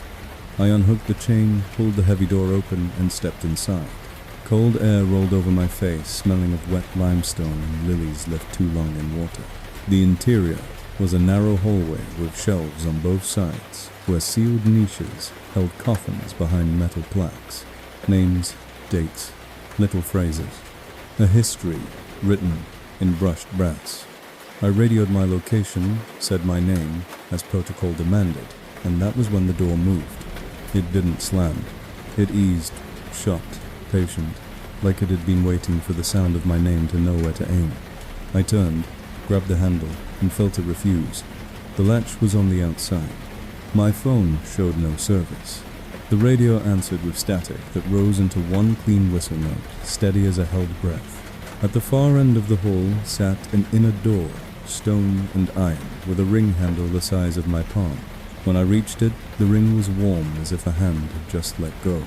From behind that door came a polite tapping 3 knocks, a pause 3 knocks, muffled but unmistakable. The pattern wasn't random. It expected participation. I backed away, and a plaque near my shoulder darkened letters appearing as if written in wet ink. Beneath it, a time 2:17. My watch read 2:13. Then a calm woman's voice spoke in the air beside my ear, with no direction, as if the stone itself had decided to use it. "Don't waste your breath," it said. "It can't hear panic. Only names. I'm locked in, I said. Anyway, and my words came back slightly delayed, like the mausoleum was recording me. The inner door knocked again, faster pleased. On the floor near the inner door stood a small stone lectern holding a ledger book. It lay open as if it had been left for me. Across the page in neat slanted handwriting I recognized with a jolt a sentence was already written. If you want out, do not ask. Confirm. Below it was a blank line labeled signature. A pen hung from a chain, waiting. My handwriting. My loops. My impatience. At 2:16 the air warmed heavy and stale as if the room were filling with bodies that weren't there. The plaques around me began to whisper just friction like many mouths practicing. At 2:17 the outer door handle shifted a fraction, testing. The inner door answered in perfect sync. 3, pause, 3. The calm voice softened. You sign in, it said, and you leave. You refuse and you become unaccounted for. That word hit harder than fear unaccounted. A missing person who was still breathing. My hand lifted toward the pen on reflex, because we're trained to comply with forms, but I forced it down. No, I said, and the mausoleum seemed to pause, listening to whether I would mean it. The ledger page began to fill. Anyway, ink blooming in my handwriting. Unaccounted. Unaccounted. Unaccounted. I moved, searching for mechanics instead of meaning. Near the base of the shelves, I found a narrow seam in the stone floor, slightly uneven. A maintenance slot. Cold air breathed from it. I wedged my fingers in and pulled until my nails bent. The slab shifted enough to reveal a dark opening under the wall, wide as my forearm. Behind me, the inner door tapped, again, polite, as a reminder. The whistle note returned closer, like breath against my teeth. I dropped flat and shoved my arm into the opening. Stone scraped my skin. The gap continued into a crawl space, meant for pipes, not people. My flashlight jammed and went dark, and for a moment I was blind in a place that smelled like damp earth. Panic surged, but the calm voice whispered, almost bored. Confirm. I pushed forward anyway. Stone pressed my ribs. My chest dragged. Every inch felt like the mausoleum tightening its grip. Then, ahead in the dark, came that clean whistle note, and somewhere deeper, the same polite knocking answered free, pause free, like it was guiding me. I crawled until my hands found open air and a loose grate. I shoved it out and spilled into wet grass behind the mausoleum, gulping night air like it was new. The building sat silent, ivy still, door closed, as if it had never noticed me at all. My phone buzzed with one bar, and a calendar notification I hadn't created. Attendance confirmed. 2:17 a.m. I hadn't signed. I hadn't confirmed.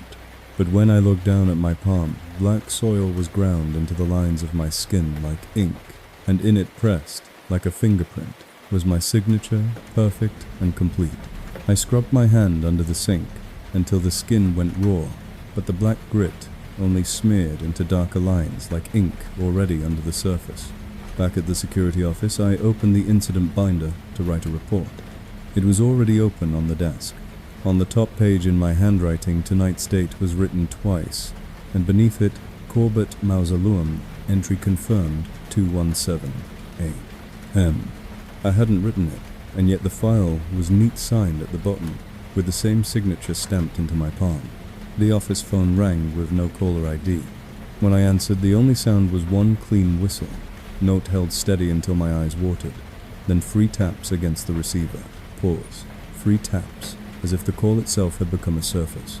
I hung up, and the pen on my desk rolled by itself until it stopped over a blank log sheet perfectly aligned with the signature line. I drove home before my shift ended. Routine felt like a lie now. In my bathroom mirror, the signature on my palm looked sharper, as if it had been pressed deeper while I wasn't watching. Fine grains of dark soil fell from my hand into the sink and swirled toward the drain like they were eager to go back. My phone buzzed with a calendar event. I hadn't created follow-up 2:17 a.m. Corbett Mausoleum.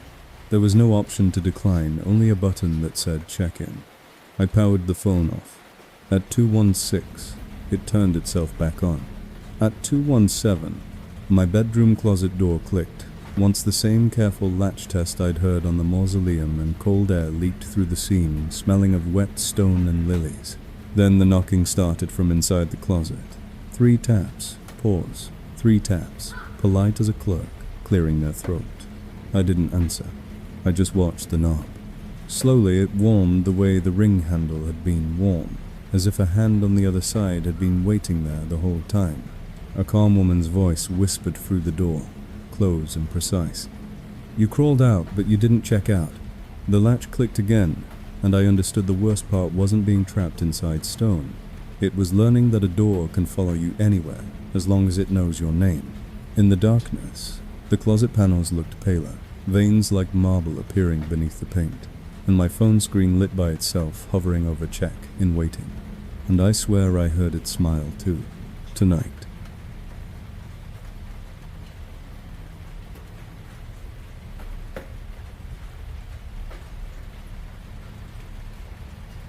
I learned 2 things the night the grave robbers showed up at Pinehaven.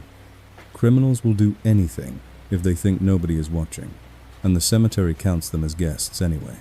I was covering an overnight security shift, the kind where you do 2 slow loops, check locks, and pretend your flashlight isn't a comfort object. The west lanes were older, tighter, and lined with oaks that made the paths feel like tunnels. Fog lay low and turned my headlights into a dull white cone that ended in nothing. Atunul patruzec, shidoya. A white van crept along the service lane with its lights off, tires barely whispering on gravel, and stopped near the newest plots in Section D, where the soil still looked bruised. 3 people stepped out in dark hoodies and moved with practiced confidence, not scanning for cameras, not arguing about direction, just walking straight to one fresh grave as if the ground had sent them a pin. The temporary marker read Nina Corbett, and the date on the stake was yesterday. I keyed my mic to call dispatch, but my radio answered with a clean whistle note instead of my voice, and the channel went dead like someone had muted the world. My phone dropped to no service, then lit with a calendar alert I hadn't created. Attendance required 217A. Section D, with a bright check-in button like a joke that wasn't funny. I told myself it was interference, a glitch, anything normal enough to stand on. And I went in on foot anyway, flashlight up, because the van was still there, and this was literally my job. Up close I saw their tools, a short shovel, bolt cutters, a pry bar, and a canvas duffel that sagged like it had already held weight. I stepped into the edge of my own light and shouted for them to stop. All 3 turned toward me at once, with the same stillness like mannequins waiting for a cue. One man pointed the pry bar at the grave and said, almost polite, that they were just taking what no one owned anymore. Right on cue, the soil answered him with a muffled tapping from below. 3 knocks a pause, 3 knocks measured, and patient like fingernails on a lid. The sound wasn't loud, but it felt close, like it was happening under my ribs, as much as under the dirt. The woman with them hissed, "Ignore it. Don't answer it." And the word answer made my fingers twitch on reflex, as if my body recognized the pattern before my mind did. They worked fast anyway, shovel biting into damp earth with wet slaps, dirt piling in a neat ring like a ritual instead of a crime. When the coffin lid finally showed the man, with the pry bar wedged metal under wood, and levered until the seal gave with a soft sigh, too gentle for something forced open. I expected rot. What came out was lilies and cold stone. The clean smell of a funeral home lobby like the cemetery wanted the moment to feel official. The woman leaned in and said, "Sorry," in a tone that sounded like habit, and she reached into the dark with both hands. She pulled out a small velvet pouch the way funeral homes hand families their rings and watches, and she opened it with a reverent little flick of the thumb. In her palm a wedding band, a signet ring, a thin chain with a pendant metal too bright under my beam as if it hated being underground. The moment the jewelry went into their duffel, the tapping stopped, and the silence after felt like a held breath that expected repayment. I grabbed the duffel and felt something tap back from inside the fabric 3 pores, 3-like. The bag itself had become a lid. The man holding it went pale under his hood and jerked away. And for the first time I saw real fear through the bravado. The youngest robber panicked, yanked the duffel free, and ran for the van, slipping on grass, wet with fog. He made it 3 steps before the ground, in front of him, softened and opened into a neat, dark oval. His foot plunged in. He went down hard and the duffel slid after him, as if pulled by a hand under the soil. From inside the hole came overlapping whispers, then very clearly, my name, though I had not said it to anyone, and the certainty of it made my stomach flip. I lunged to grab the kid's jacket, but the edge of the hole felt wrong, warm, and yielding like fresh mud that wanted to be touched.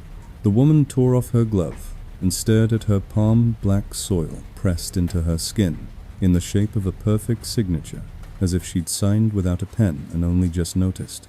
The other man slammed on the van door, but the handle felt smooth and useless, like the vehicle had turned into a sealed niche with no latch on this side. My phone buzzed again, no service, still offering check-in, as if the cemetery preferred consent even when it didn't need it. At 2:16 the fog warmed heavy and stale, and the distant lane lights dimmed as if the place wanted privacy for whatever came next.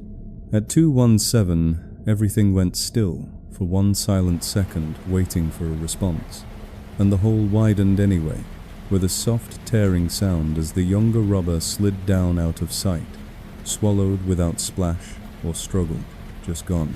The woman cried once, not pleading more, like she'd been called, and she leaned toward the opening with glassy eyes, as if the signature in her palm had become a leash. The man at the van stopped pounding and began to knock politely. Instead, 3 knocks paused, 3 knocks mimicking the rhythm, as if asking permission. The van answered from inside with the same pattern, and his face softened like he'd heard a familiar voice. He leaned his forehead to the metal and whispered, "Okay," and the panel flexed inward like it was learning to be a door. I ran toward the main lane, and the rows behind me shifted just enough to make the route feel longer, like the cemetery was giving me time to reconsider and come back. When I hit the office lights, my phone regained 1 bar, then 2, as if the place allowed signals only after the counting was done.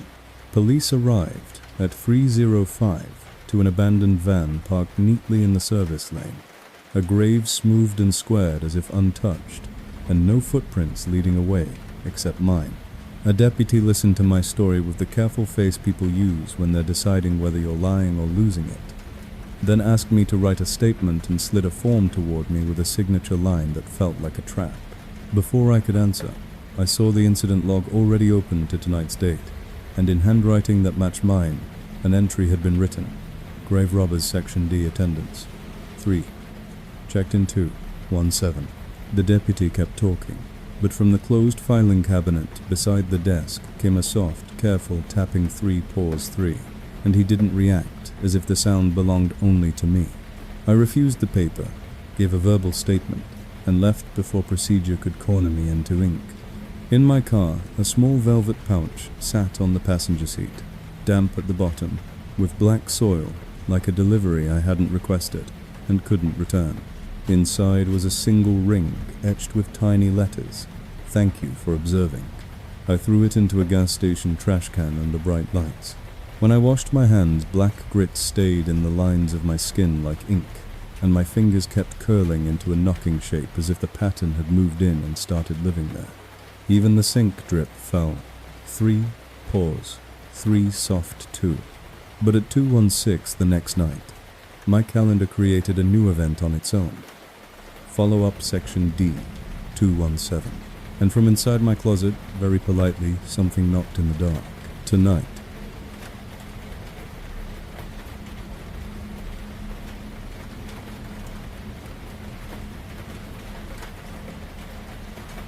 The first time I heard voices from an open grave, I blamed the wind, because that's what sane people do when the alternative is admitting the earth can speak. It was my 3rd week as an assistant groundskeeper at Oak Ridge, and the foreman had me doing late checks after a storm inspect, for fallen branches, report vandalism, make sure temporary markers hadn't washed loose. Around 1:54 a.m., I reached Section K, where a brand new burial had slumped from rain, exposing a dark oval like a mouth. The edges were clean, too clean for erosion, and the soil around it was darker than everything else, rich and damp, like fresh dirt laid by hand.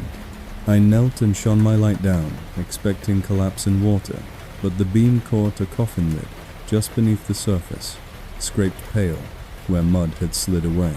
From the hollow between lid and earth, a murmur rose low and layered like several people whispering through thick cloth.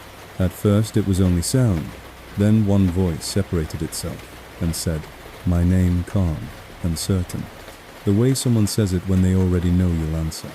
My flashlight jittered across headstones, like I was signaling for help, but the cemetery was closed, and the trees swallowed my little cone of light. My phone had no service, yet it buzzed with a calendar alert. I hadn't created. Attendance required. 217 A.M. Section K, with a bright check-in button. The whispering rose, and this time the words were clear. Read the names. The request sounded polite, procedural, like clerks, waiting for you to complete a form. And beneath it, I heard a soft tapping from below the lid. 3 knocks. A pause. 3 knocks. Measured and patient. I forced myself into motion because standing still felt like consent, and I grabbed my shovel from the cart and started pushing soil back into the collapse. The moment the first scoop hit the opening, the voices changed. Not angry, just pleased, like I had confirmed their location. A woman's voice, gentle and close, whispered, "Thank you," as if I'd just opened a door for her. I dumped more soil, fast packing with the shovel blade, trying to seal the mouth before it could learn my rhythm. Mud smeared my gloves, and the handle felt warm, like someone else had been holding it just before me. Behind me, between the stones, a thin whistle note sounded clean and steady, and my teeth ached the way they do when cold metal touches them. I told myself not to turn around because every story about graveyards starts with someone turning around. But the whispering shifted into something worse. My mother's voice, soft with disappointment, saying my name, the way she did when I broke rules as a kid. "Read the names," my mother's voice said, and another voice deeper repeated it with authority like a supervisor, procedure. My eyes landed on the nearest headstone, not because I wanted to read it, but because my brain looked for something to anchor to. The name on the stone was half worn, but my flashlight made it legible. Eleanor Vale. The moment my lips formed the first syllable, the air in my throat went cold and the whispering surged as if I'd poured gasoline on a flame. The ground answered with a soft exhale, and for a second the cemetery smelled like lilies and funeral home carpet, clean and wrong.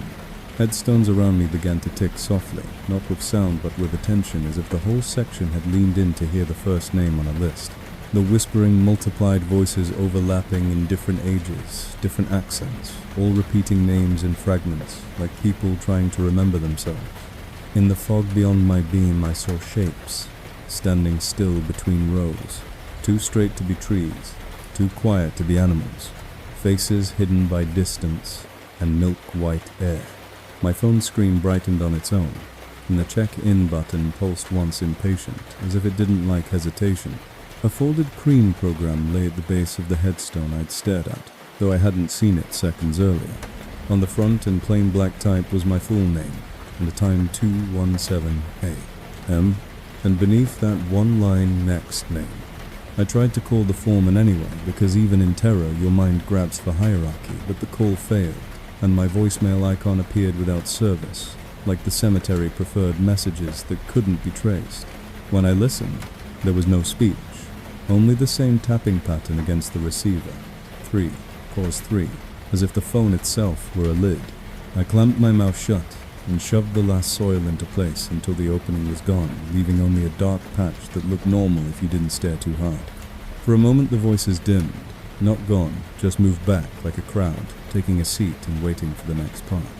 I dragged my cart away, tires crunching too loudly, and every crunch felt like an answer. At the maintenance building, I tried to write an incident note, hands still muddy, but the logbook on the desk was already open to tonight's date. In neat slanted handwriting that matched mine, a line had been written, "Section, K open, grave name, read 1 check, in 217. Under it was a blank line labeled next name, and the pen lay perfectly aligned across it like an invitation. As I stared, the ink on the page darkened in places, forming faint letters that tried to become another name before fading like the paper was practicing. At 216, the building felt warmer, heavy and stale, as if the air had filled with bodies that weren't there. At 217, the break room faucet began to drip in a pattern. 3 drops. Pause. 3 drops. Polite as a reminder. and the fluorescent lights hummed, one clean note that sounded too much like a whistle. I drove home at dawn, thinking distance could break a rule, and I kept my mouth shut the whole way, like silence was a lock. At home I scrubbed under my nails until they bled, but dark grit stayed in the lines of my skin like ink, as if the cemetery had used me as carbon paper. That afternoon I tried to sleep, and in the edge of my dreams I heard a chorus reciting names in the same calm tone my foreman used for inventory. I woke with dirt at the back of my tongue, and the taste of lilies in my phone showed a new event I hadn't created. Return to Section K 217A. All evening I stayed silent, communicating by text, afraid my own voice would be interpreted as consent. I taped a note to my door that read, "Do not talk to me." When the urge to speak rose, I ran water and held my hands under it, breaking the rhythm. The voices simply moved into the pipes, whispering through the drain, and the mirror fogged with fingerprints that spelled one more. At unsprazice. I drove back to Oak Ridge to prove I still had a choice. Section K was quiet. The patch looked perfect, but a new blank marker stood beside it. Under it came 3 knocks, pause 3. In the fog, a lady in black shook her head once. Her voice carried only 2 words, "Don't read." Still watching. I powered the phone off, but at 216 it turned itself back on and opened the event as if my refusal had been filed and denied. At 217, from inside my closet wall, I heard the whispering return lower, now but clearer, and beneath it, the same patient, tapping 3, pause, 3. A calm voice, not my mother's this time, said, "You started the list." Then, very gently, it added, "Finish it." In the silence after I realized the worst part wasn't that the grave had been opened. It was that it had heard me speak, and it had learned exactly what my voice could unlock. Tonight,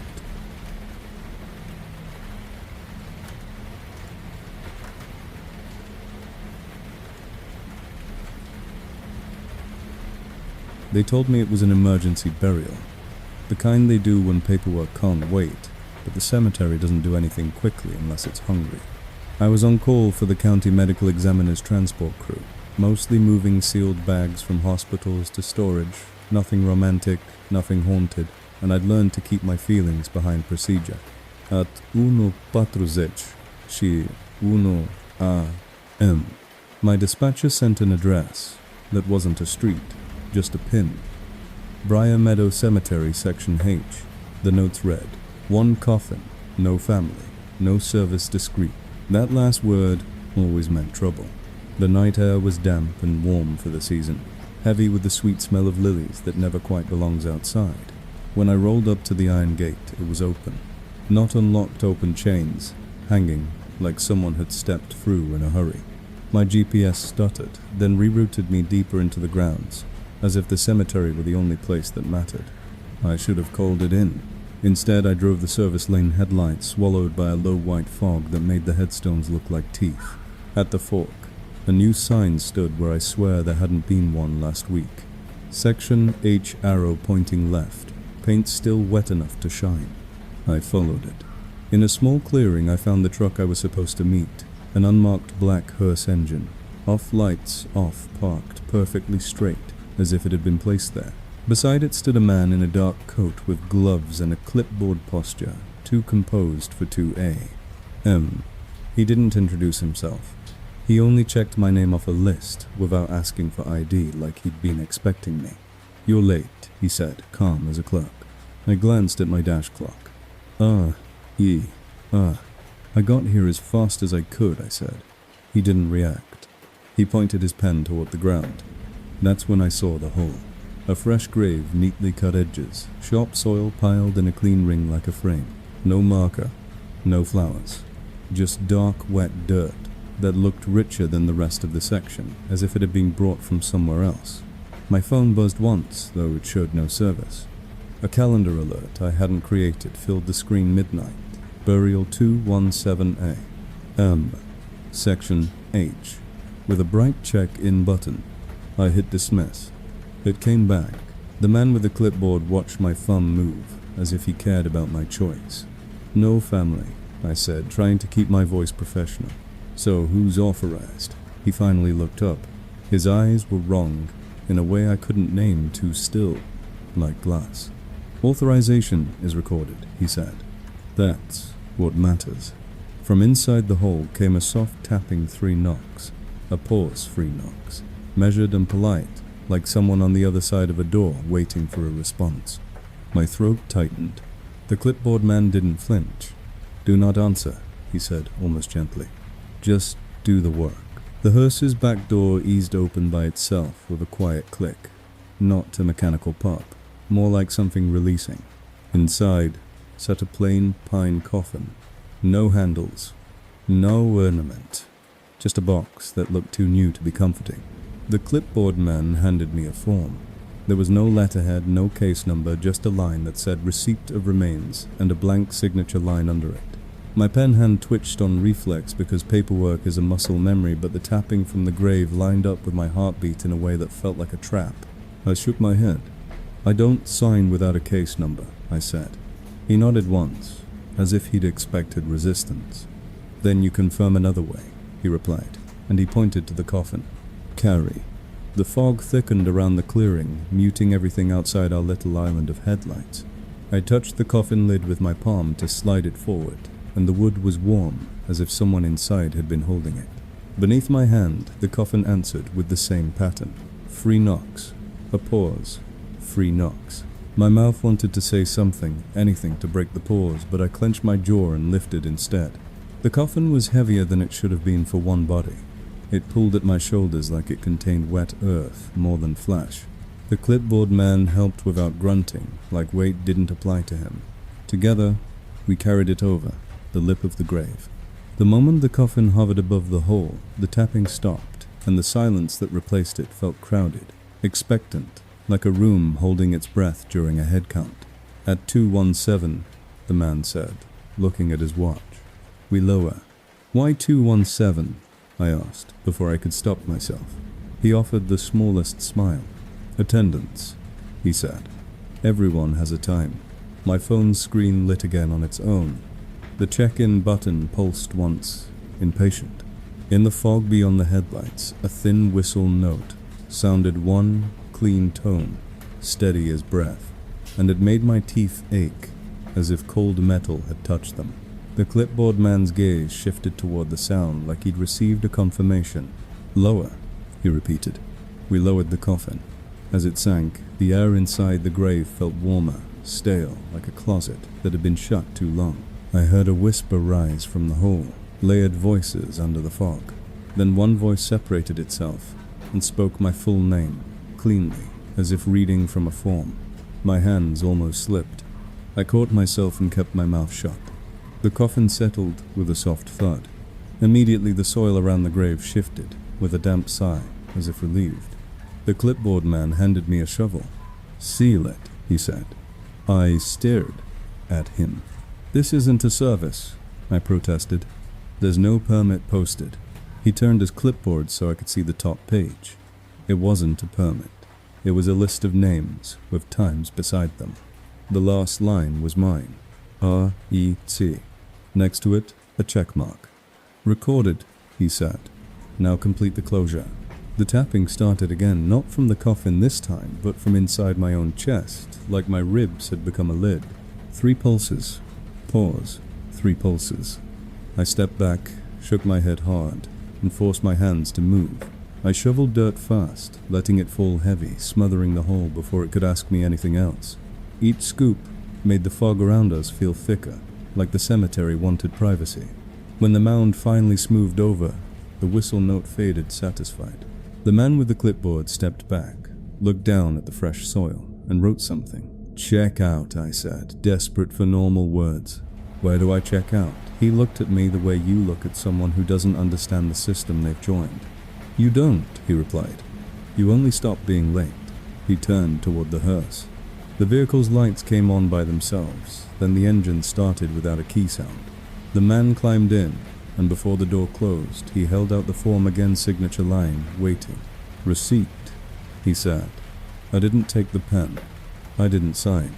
I stepped away, hands open, refusing the ritual. The door shut anyway, soft and final. The hearse rolled off through the fog with no tire crunch, as if the gravel didn't exist under it. My phone regained 1 bar as soon as I was alone. A new notification appeared: midnight burial checked in 217 a.m. I hadn't checked in. I drove straight home with the heater blasting like warmth could erase a smell. In my bathroom sink, black soil washed from my palms in thin streams, but it didn't leave. It only settled into the lines of my skin like ink. At dawn, I went back to Briar Meadow in full daylight, because daylight is what you use to argue with fear. Section H looked ordinary. The grave was there, smoothed, no marker. Yet on the edge of the mound lay a folded cream program I hadn't seen at night. It was blank, except for 2 printed words: "Thank you." I threw it away. That evening my dispatcher called and asked why I'd marked the job as completed without uploading a signature. I didn't, I said. He paused and read something, then said, confused, "It's signed." "Perfectly." I checked my palm. Between the creases, pressed into dark grit like a fingerprint, was my signature, crisp and complete. At 2:16 the next night, my phone buzzed again with a new event. Midnight burial section H. I powered it off. It turned itself back on.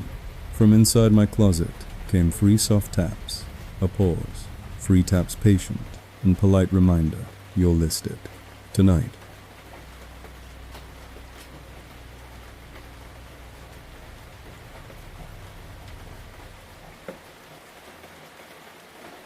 The groundskeeper's dog knew the cemetery's rules long before I did, and the night he broke them was the night I realized the rules were written for us, not for the dead. I started at Oak Ridge as a seasonal worker, the kind of job that gives you a reflective vest and a grabber stick and expects you to keep your head down around other people's grief. The foreman, Walt, worked nights with a German shepherd named Boone. Boone wasn't trained like a police dog. He was trained like a dog that had learned what places feel wrong and how to say no without words. Walt warned me on my first shift, half joking, half deadly serious: "If Boone stops you, stop. If Boone won't go down a path, you don't argue. And you don't call his name after 200A. I laughed because I wanted to seem normal. Boone didn't look at me. He just kept his nose low and moved, like he was reading a map I couldn't see. On my 3rd night, a storm had rolled through and left limbs scattered across the lanes.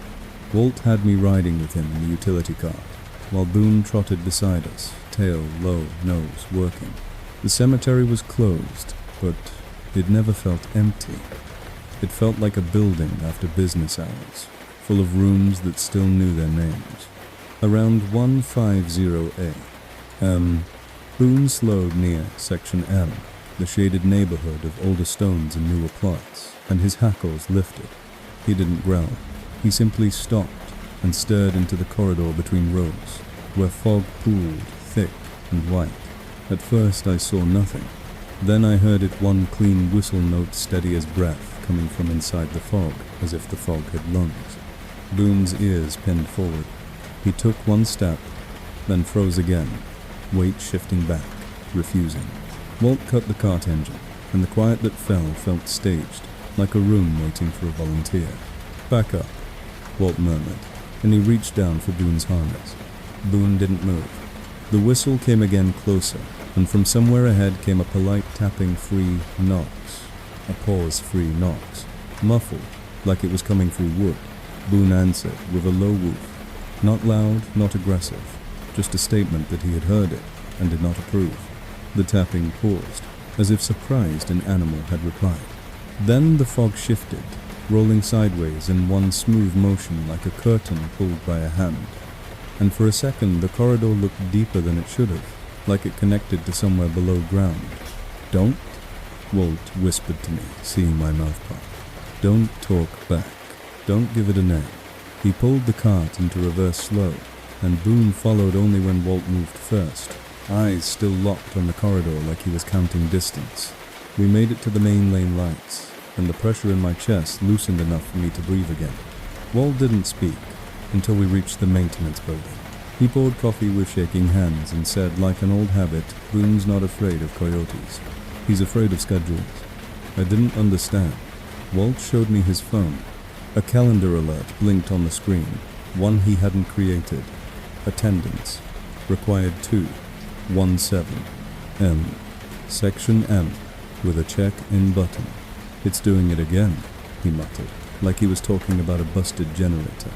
Boone began to pace the break room, nails clicking on tile in a tight loop. Boone stopped pacing and stared at the back door. The door handle warmed, just slightly, like a hand resting on it from the other side. Boone's lips pulled back in a silent snarl. At 2:16, the building felt stale and heavy. The fluorescent lights hummed a single clean note that sounded too much like a whistle. At 2:17, 3 soft taps came from inside the supply closet. A pause, then 3 more, careful and polite. Boone lunged. Walt grabbed his harness. "No," he said, voice breaking. "No, boy." Boone twisted free, with an old dog's stubborn strength, and threw his weight at the closet door. Wood cracked. The door popped open and cold air spilled out, smelling of wet stone and lilies left too long in water. There was no person inside. No animal. Just a hanging black coat, damp at the hem with dark soil swaying as if someone had brushed past it seconds earlier. Beneath it sat a small cream funeral program on the floor, like a dropped receipt. Boone snatched the program in his teeth and shook it hard, as if tearing paper could tear a rule. The closet knocked again, but this time the taps were faster, irritated. Boone barked over them loud and sharp, breaking the pattern into noise. Walt grabbed me by the shoulder and shoved me toward the sink. "Hands in water," he hissed. "No. Break the rhythm." I did it on instinct, thrusting my hands under the faucet. The water ran cold. Boone kept barking, steady, angry, refusing to let the tapping be the only voice in the room. Walt reached into the closet with a gloved hand and yanked the black coat off the hook. It felt heavier than cloth should. When it hit the tile, a dark spill of wet soil poured out of its sleeves like it had been carrying the cemetery's mouth inside it. Boone backed out of the closet, still holding the program, and dropped it at Walt's feet. Walt picked it up with 2 fingers like it was contaminated. On the front, in plain black type, was Boone's name. Not Boone, like a nickname. Boone, printed with the same sterile font used for attendance forms. Under it to sit an A. M. Under that, "Thank you for responding." Walt's face went pale. "They learned him," he whispered. "They put him on the list." The whistle note sounded inside the closet, now steady as breath, and the black coat on the floor lifted at the collar as if something invisible had hooked a finger under it. Boone planted himself in front of Walt, body rigid-tailed, low eyes fixed on the coat. He didn't bark again. He simply stood there like a gate. "Come on," he begged, softer than I'd ever heard him. Boone did not move. The closet door frame began to frost a thin white creep along the wood as if stone were bleeding through. The tapping returned, measured again 3, pause 3, as if it had recovered its patience. Walt made a sound between a sob and a curse, and clipped Boone's leash. "We're checking out," he said, like saying it made it true. He yanked the closet door shut and slammed the deadbolt, then shoved the desk chair against it. The tapping continued through wood, as if the lock were only a suggestion. Boone sat facing the door posture, perfect ears forward like a dog, waiting for a command that would ruin him. We stayed in the building until sunrise, with every light on. The tapping faded just before dawn, not defeated, just satisfied, like it had filed its note and moved on. Walt drove me home in silence. Boone rode in the back, quiet, head against the window, eyes reflecting streetlights like wet coins. When I got inside my apartment, I checked my phone and found a new event scheduled without my permission. Follow-up 217A. M. List confirmation. Under the location, 1 word. Boone. I tried to delete it. It reappeared immediately, like refusal was only another checkbox. That afternoon, Walt called me once, voice flat. "Boone won't eat," he said. "He won't go near the closet." Then he hung up before I could ask. More like speaking too long could be recorded. At 2:16 that night, I heard nails clicking on my hallway tile outside my unit, slow and steady like a dog walking with purpose. I held my breath because I do not own a dog. At 2:17, my closet door clicked once, a careful latch test. and from the other side came a low single bark that wasn't threatening. It was familiar. Boone's. Then underneath it, a calm voice whispered, satisfied, "Good dog. Tonight."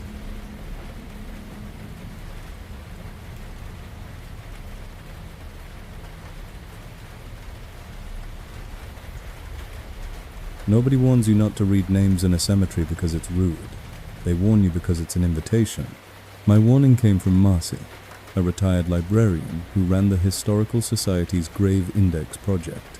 We were digitizing headstones, so families could search records, request restorations, and find ancestors without driving across states.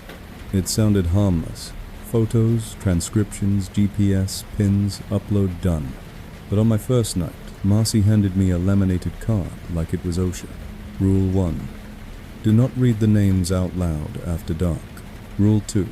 If you slip, do not correct yourself. Rule 3. Never say your own name on cemetery property. I laughed because the card had cartoon ghosts on it, and because adults love pretending they don't believe in anything. Marcy didn't laugh back. She said, "You can look all you want. You can type. Just don't give the place your voice." We entered Oak Ridge through the service gate a little after midnight. 2 volunteers with headlamps and clipboards. The newer sections had bright lane lights, but the older rows sat under heavy trees that swallowed the glow. Fog hugged the ground so low it made the stones look like they were floating. We worked, quietly communicating with gestures, snapping photos, typing notes. Hatuno patruzich, shinowa a. My phone lit up with a calendar alert. I hadn't created attendance required. 217A. Section M, with a single button that said, check in. Marcy glanced at my screen and her expression tightened like someone seeing an old debt resurface. "It's running again," she whispered, and even that whisper made the fog shift as if it had heard its cue.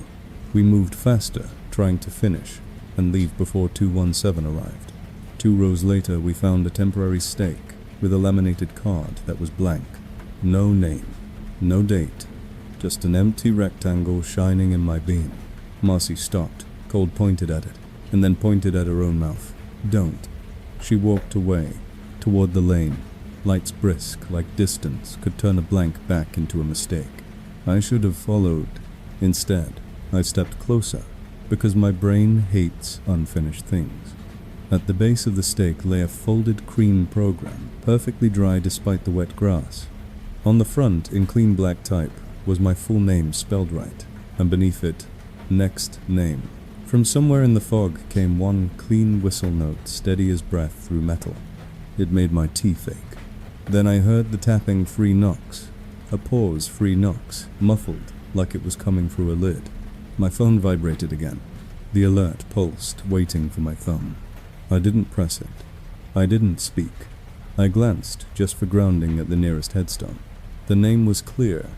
Eleanor Vale. I didn't mean to say it. It slipped out as a quiet reading voice, a reflex. The moment the syllables left my lips, the cemetery changed. The fog moved, as if pushed. The air warmed heavy and stale like a room filling with bodies you couldn't see. Under the ground, voices rose layered at first, then distinct, each one calmly repeating a name as if answering roll call. Not screaming, not pleading, confirming. My phone screen went white and displayed 2 words. Keep going. I backed up, heart racing, and my boot sank ankle deep into a patch of dark, fresh dirt that hadn't been there a second earlier. It was warm. It smelled sweet, rotten, alive. Beneath that dirt, the tapping sped up pleased. I ran toward Marcy and found her by a spigot, with both hands under running water like she was washing off a rhythm. She saw my face and knew. "You said," one she murmured. "Don't say 2. I tried to explain, but she shoved my hand under the water with hers. "No explaining," she said. "No correcting. No talking. Break the pattern." The water was cold enough to sting. It should have grounded me. Instead, the whispering slid into the pipes, turning into soft syllables under the faucet like plumbing had become a throat. At 216, the lane lights flickered once, and the shed door behind us gave a polite knock. 3 taps, pause. 3 taps, Both our phones buzzed. The same event opened on both screens, attendant's name listing complete. Marcy pulled the laminated card from her pocket and tapped Rule 3 with a shaking finger. Never say yours. Then she pointed toward the stones, urging me to keep my voice locked and starve whatever was listening. The shed knocked again, patient as a clerk. The silence between knocks felt like pressure on my ears. My tongue moved on its own, desperate to fill the pause, and before I could stop it, I whispered another name I'd photographed earlier, Nina Corbett. The whistle note sounded closer, satisfied. My phone flashed, checked in. Marcy went pale and stopped speaking entirely, like she'd learned silence was a shield and words were a liability. She grabbed my sleeve and dragged me toward the gate, moving fast, refusing to look back. As we ran, the names in my head rearranged like a list, sorting itself. Eleanor Vale, Nina Corbett, and beneath them a blank line waiting for mine. At the gate, the chain wasn't locked. It was looped wrong, so the metal resisted like it wanted you to ask permission. Behind us, the voices in the fog rose into a single instruction spoken in many mouths at once. Read. Marcy shook her head furiously and mouthed, "Don't." I shoved the gate hard and stumbled into streetlight glow. She followed and pressed her back to the fence, eyes squeezed shut. For a moment the fog stayed inside the cemetery, and I thought we'd escaped the rule. Then my phone received a contact request, with no number, only a name. E. Leonore Vale. One message appeared beneath it. Next name I deleted it. It returned. At home, my apartment felt too quiet, like it was waiting for a voice to make it official.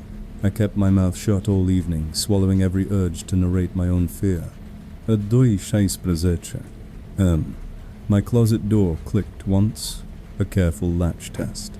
At 217, something knocked from inside the closet panel. 3 taps pause, 3 taps polite as a reminder. In the pause, a calm voice whispered through the wood in Marcy's tone, but without her warmth. Read the next one. I turned on the sink and put both hands under running water, refusing to answer, refusing to correct, refusing to give it my name. In the morning, black grit sat in the lines of my palm like ink, and pressed into it like a fingerprint, were 3 small words: your name, next. I tried to show Marcy the print in my palm, but my text bounced back with an auto-reply AC count closed. In daylight, section M looked ordinary. The blank stake was gone, replaced by a card that read, reserved. I practiced silence all evening, but at 2:16 my phone opened the event again without my touch. At 2:17, the knocking started in my ribs, then in the closet, perfectly in sync like my body and the wood were agreeing on a pattern. In the mirror, my lips-shaped silent syllables. I jammed both hands under running water until my wrists ached. Then a cream program appeared, on the counter damp, with cemetery soil. It showed only my own name, and a blank line labeled, spoken by. The closet knocked again, and the calm voice behind the door said, no correcting, just read. I stared at the line labeled, spoken by, and realized it wasn't asking for ink. It wanted sound. My tongue tingled with the urge to comply, and the sink began to drip in the same pattern. 3. Pause 3. Like a metronome counting down. In the pause between drips, I heard my voice calm and close, saying my name for me. Tonight.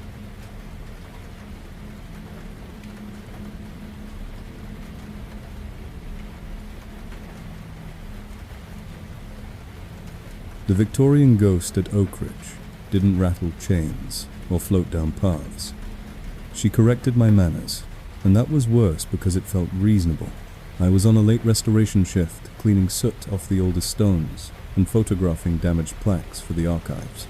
The Victorian rose sat under heavy trees and iron fencing dark, even when the newer sections glowed with lane lights. Fog pooled low and turned every headstone into a pale shape with no edges. Our supervisor, a historian named Doctor, Sloane gave one rule that sounded like a joke. Don't talk to anyone you haven't been introduced to. Then he added without smiling, and don't offer your name first. By jeden 30. I was scrubbing a marble obelisk when I noticed a woman standing at the end of the lane beneath a light that shouldn't have been on. She wore a long black dress with a high collar and a veil pinned under a small hat, the silhouette of 1,890 seconds, mourner posture perfectly straight. I assumed she was a lost tour actor. "Ma'am, I called the cemeteries closed." She turned her head slowly, as if judging my tone, and said calm and precise, "You have not been introduced." Her accent was clipped, like etiquette memorized. I forced a polite smile. "Who are you?" She stepped closer, without making a sound on gravel, and held out a stiff rectangle of cream paper between gloved fingers, a calling card. It was blank. No crest, no name, just an empty card waiting to be filled. Behind me, Sloane hissed my name like a warning. I turned, and when I looked back, the woman was still there. Card still offered, gaze steady. "Names are order," she said. "Without order, you will be mistaken for the unaccounted." My phone buzzed with a calendar alert. I hadn't created introduction required 217A. M. Victorian Row, with a button that read, "Present." Sloane saw it and went pale. "Don't," he whispered. "Don't present yourself." He grabbed my sleeve and pulled me toward the maintenance lane. But the fog thickened at our feet, and the path seemed to stretch, as if the cemetery had quietly adjusted distance. The woman walked parallel between rows, always at the same pace, never hurrying like she knew time would do the work for her. "Sir," she said to Sloane, perfectly polite, "you have forgotten procedure." Sloane kept his mouth shut, like silence was a lock. At 206, we reached the stone chapel and slipped inside. He locked the door and shoved both our hands under the sink faucet. "Water breaks rhythm," he muttered. "No names, no greetings, nothing that counts." From outside came a soft knock on the chapel door. 3 taps, a pause, 3 taps, polite as a visitor. Then a faint whistle note held steady like breath. My teeth ached. My phone vibrated. The present button pulsed once. Sloane leaned close and said Victorian rules are traps. They made etiquette into a door. The handle warmed as if a hand rested on it. The mail slot clicked and a card slid through onto the floor. On the front, in clean black tie, was my full name. Under it, a blank line labeled "Introduced by." Sloane kicked it away. "Don't touch it," he whispered. "If you touch it, you confirm you read it." At 216, the air inside the chapel warmed and went stale like a room filling with unseen bodies waiting for a ceremony to begin. At 217, the knocking stopped, and the silence that followed felt crowded with expectation. A woman's voice, calm and close, spoke through the wood. "It is impolite to keep a lady waiting." The latch clicked, testing gentle as a fingertip. Sloane's lips moved without sound, like he was reciting surnames in his head. Building a list, he wouldn't speak. My throat did what throats do. In silence, it prepared to answer. I tasted my own name at the back of my tongue like a coin. The voice said, softer, "If you will not introduce yourself, then you will be introduced by record." The chapel guest book opened by itself on the side table pages, turning slow. A pen rolled until it aligned perfectly with the signature line. In neat cursive, an entry was already written, dated tonight. Present 217A. M. The signature wasn't mine, but it used my loops and slant like someone had practiced with my hand. Sloane whispered, almost broken, "She doesn't haunt, she hosts." The woman's voice moved from the door to the air behind my ear, as if she had crossed the threshold without using it. "Mister," she said, and paused deliberately, waiting for the surname. The pause was the whole trick. People filled blanks to be polite. My lips parted. A breath escaped, shaped like the start of my last name. The pen twitched. Ink darkened on the page, as if feeding. Sloane slammed the guest book shut. The knock returned immediately harder, now still in threes. He shoved the book into my hands and hissed, "Get it outside the gate at dawn. Break the host's record." The cover felt warm and slightly damp, like skin. We waited for daylight without speaking, hands under running water, whenever the pipes began dripping in that same free pause, free rhythm. At sunrise, the chapel door opened easily, like nothing had ever touched it. We walked fast to the gate and stepped into morning. I drove home with the guest book in my trunk. By afternoon, it was gone. In its place on my passenger seat lay a single calling card, perfectly clean. On the front, in Victorian script, was my name complete. Under introduced by was one word, Oak Ridge. I tried to throw the card away, but it returned the way paperwork returns when it has been filed. I tore it in half and the pieces were back on my kitchen table the next morning, edges neatly aligned as if someone had repaired it out of courtesy. I called Sloan to ask what her name was, because etiquette always starts with a name, and his phone rang until it went to a recorded greeting that wasn't his voice. It was a woman's voice, calm and clipped, saying, "You may leave your name after the tone." The tone was 3 taps, pause, 3 taps. At the archives, I pulled an old guest registry from 1894, the kind kept for distinguished visitors to the Victorian plots. The final page was stained, and in the middle of the list I found my name written in ink that looked too fresh. Next to it, present 217A. Beneath the ink pressed into the paper, like an embossed seal, was the word introduced. I drove back to Oak Ridge in daylight and found Sloane's truck, still parked by the chapel doors, unlocked keys on the seat. On the dashboard sat a calling card with his name crossed out in black, replaced by a single word, Una counted. That night, I kept every light on and refused to speak, but politeness isn't just speech. It's small acknowledgements, the tiny sounds you make, so silence doesn't feel rude. I caught myself humming under my breath, one clean note, and stopped only when my teeth began to ache, as if the note had been answered somewhere else. At 216, my calendar event opened by itself. The location field had changed from Victorian Row to my home. The button didn't say present anymore. It said accept. At 217, the closet door gave a polite knock.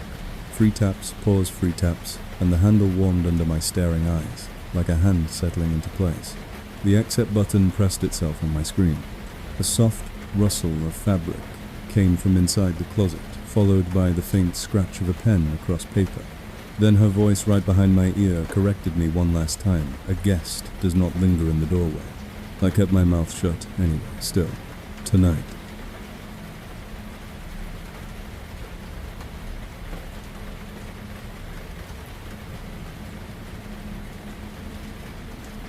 I only meant to sleep for an hour, just long enough to stop shaking, but the grave I chose treated my exhaustion like consent and scheduled me like an appointment. Winter had snapped the city into hard angles, wind off the river shelters, overcapacity cops waking you up for existing. So I drifted toward Pinehaven Cemetery, because it was quiet, gated, and the ground held a little heat compared to the sidewalks. I'd slept in stranger places than a graveyard. The dead, I figured, don't mind sharing space. Near the back rows, under a cedar that blocked the streetlight glare, I found a flat marble slab with no upright stone, just a name etched into the surface. Ella Mara, with dates I couldn't read in the dark.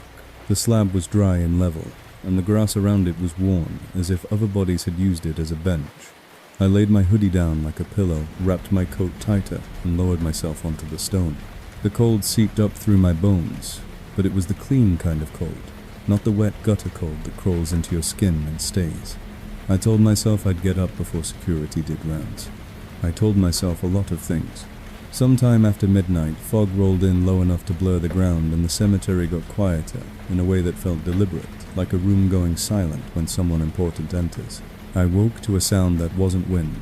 3 soft taps beneath my shoulder. A pause. Then 3 more measured and polite, like a knuckle on wood from the wrong side of a door. For a second I thought it was my own heart, knocking through my ribs. Then the taps came again, steady from inside the slab. My throat went dry. I pressed my palm flat to the marble, and it was warmer than it should have been, as if something under it had been holding it. In the fog beyond the cedar, one clean whistle note sounded thin and steady as breath through metal. It made my teeth ache. I sat up, fast, scanning the rows for a flashlight, beam, a uniform, anything normal enough to explain why Stone was knocking. No one, just headstones floating in fog like pale teeth. My phone, dead for days, lit up anyway with a calendar alert on a blank screen. Attendance required 217A. M, Section D, and a single button that said check in. I laughed once sharp, because fear hates being alone. Then the slab tapped again. Free pause, free patient as a reminder. A voice rose from the marble muffled like speech through thick cloth, calm as a clerk. Read the name. I shook my head. No, I whispered, and my whisper felt loud in that silence. The fog shifted as if it leaned closer to hear whether I would argue. The whistle note returned closer now, like someone standing just out of sight. I got to my feet, intending to leave, and my boot sank into a patch of dark soil beside the slab, warm and damp as fresh dirt. It hadn't been there when I laid down. From inside that patch came the same polite tapping, now louder, as if the ground had found a better surface. I yanked my foot free and stumbled backward, and the marble slab beneath me gave one long soft scrape like something shifting weight under a lid. I turned to run for the gate, but the paths looked wrong. Rows that should have been straight bent gently towards Section D, guiding me like rails. Between the stones, shapes stood very still, too straight to be trees, too quiet to be animals, and I understood in a simple animal way that the cemetery was not empty. It was full of attention. At 216, the air warmed and went stale like a room, filling with bodies you couldn't see. My phone pulsed. Check in. At 217, the slab behind me stopped knocking, and for one silent second, everything waited as if the place wanted me to choose. In that pause, my mouth moved on reflex, because politeness is a trap. You fill blanks, so silence doesn't feel rude. I heard my own voice say it calm and clear, reading what the stone wanted, El Amaro. The moment the name left my lips, the fog exhaled. The dark soil beside the slab surged upward in a neat rounded mound like a grave being made in reverse. A folded cream program appeared on the marble, where my head had been perfectly clean despite the damp night. On the front, in plain black type, was my full name spelled right. Under it, thank you for staying. My knees went weak. I backed away, shaking my head, and the cemetery answered by getting orderly. Every lantern-style path, light in Section D, blinked on at once, creating a bright corridor straight to the gate like a courtesy escort. I ran down that corridor, refusing to look left or right, refusing to read any more names, even in my head. At the gate, the chain hung loose, easy to lift, almost welcoming. I stumbled out onto the street, and didn't stop running until the city noise hit me like warmth. When I finally slowed, I realized my hands were filthy with dark grit that hadn't been there. The soil was pressed into the lines of my palms like ink. In one crease, perfectly stamped like a fingerprint, were two words, checked in. I scrubbed my hands in a gas station bathroom until my skin went raw, but the words stayed darker, as if they were under the surface. That afternoon I went to a shelter intake desk and gave a fake name because I couldn't stand the idea of my real one being recorded anywhere. The volunteer frowned at her screen and said, "You're already in the system," and when I leaned closer I saw an event on her calendar she hadn't created. Attendance 217A. M. Section D, with my full name in the title. I backed away, heart pounding, and in the lobby's quiet, I heard a soft tapping from inside the vending machine. Glass-free, pause-free, polite as a visitor. My phone buzzed, though I hadn't given anyone the number. A new message appeared from an unknown contact labeled Ella Marrow. It contained no words, only 3 dots, then a pause, then 3 dots, like a text version of knocking. At 216 that night, the shelter's fluorescent lights hummed, one clean note that sounded too much like a whistle. At 217, from inside the thin mattress under my back, I felt the polite tapping return. Free, pause, free, and a calm voice whispered through the springs close as breath. "We saved your spot." I lay perfectly still and kept my mouth shut because I understood the rule. Too late. The moment you choose a grave to sleep on, the cemetery assumes you are there to stay. I tried to convince myself it was just sleep deprivation, that my brain had turned marble and fog into a story, because a body without a bed will make myths out of anything. So I went back the next evening, not to Section D, just to the sidewalk outside the gate, and I watched from across the street, like a person observing an animal enclosure. At exactly 217, the lane lights inside Pinehaven blinked once in unison, like someone testing a circuit. and a lone figure in a reflective vest walked a slow loop with a flashlight. When his beam passed over the slab where I'd slept, it paused as if the light itself had been told where to linger. The figure didn't look up, but I heard faint through the fence that same clean whistle note, and I knew the sound wasn't carried by air so much as by attention. I backed away, and the gravel under my shoes crunched 3 times before I could stop. Then I froze in the pause, terrified my footsteps had become an answer. My stomach flipped, and I understood why rules exist. Even for people who don't believe the cemetery doesn't need belief, only habit. Exactly. Tonight.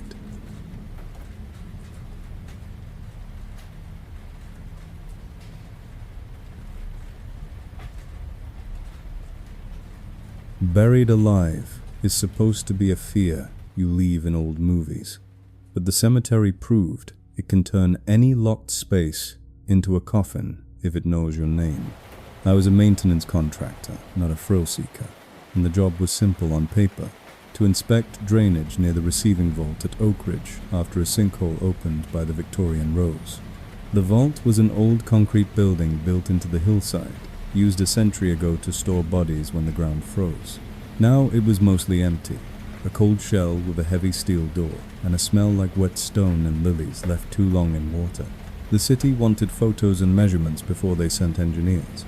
They sent me because I said yes too easily. Atunun chinsej, she opt. I parked my work van by the service lane and let myself in with the master key from the office.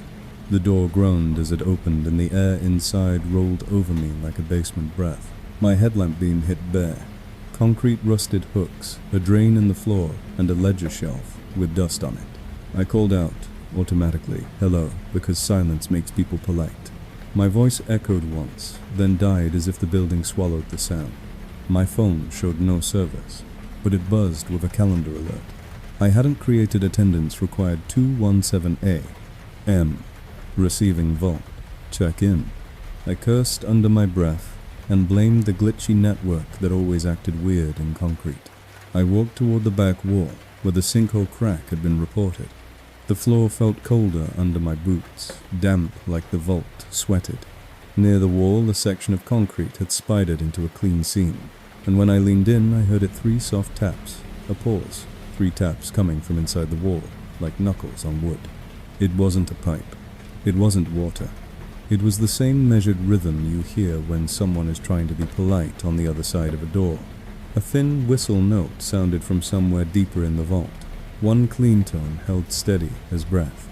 It made my teeth ache. I turned headlamp sweeping the room, and my beam caught a coffin where there shouldn't have been one.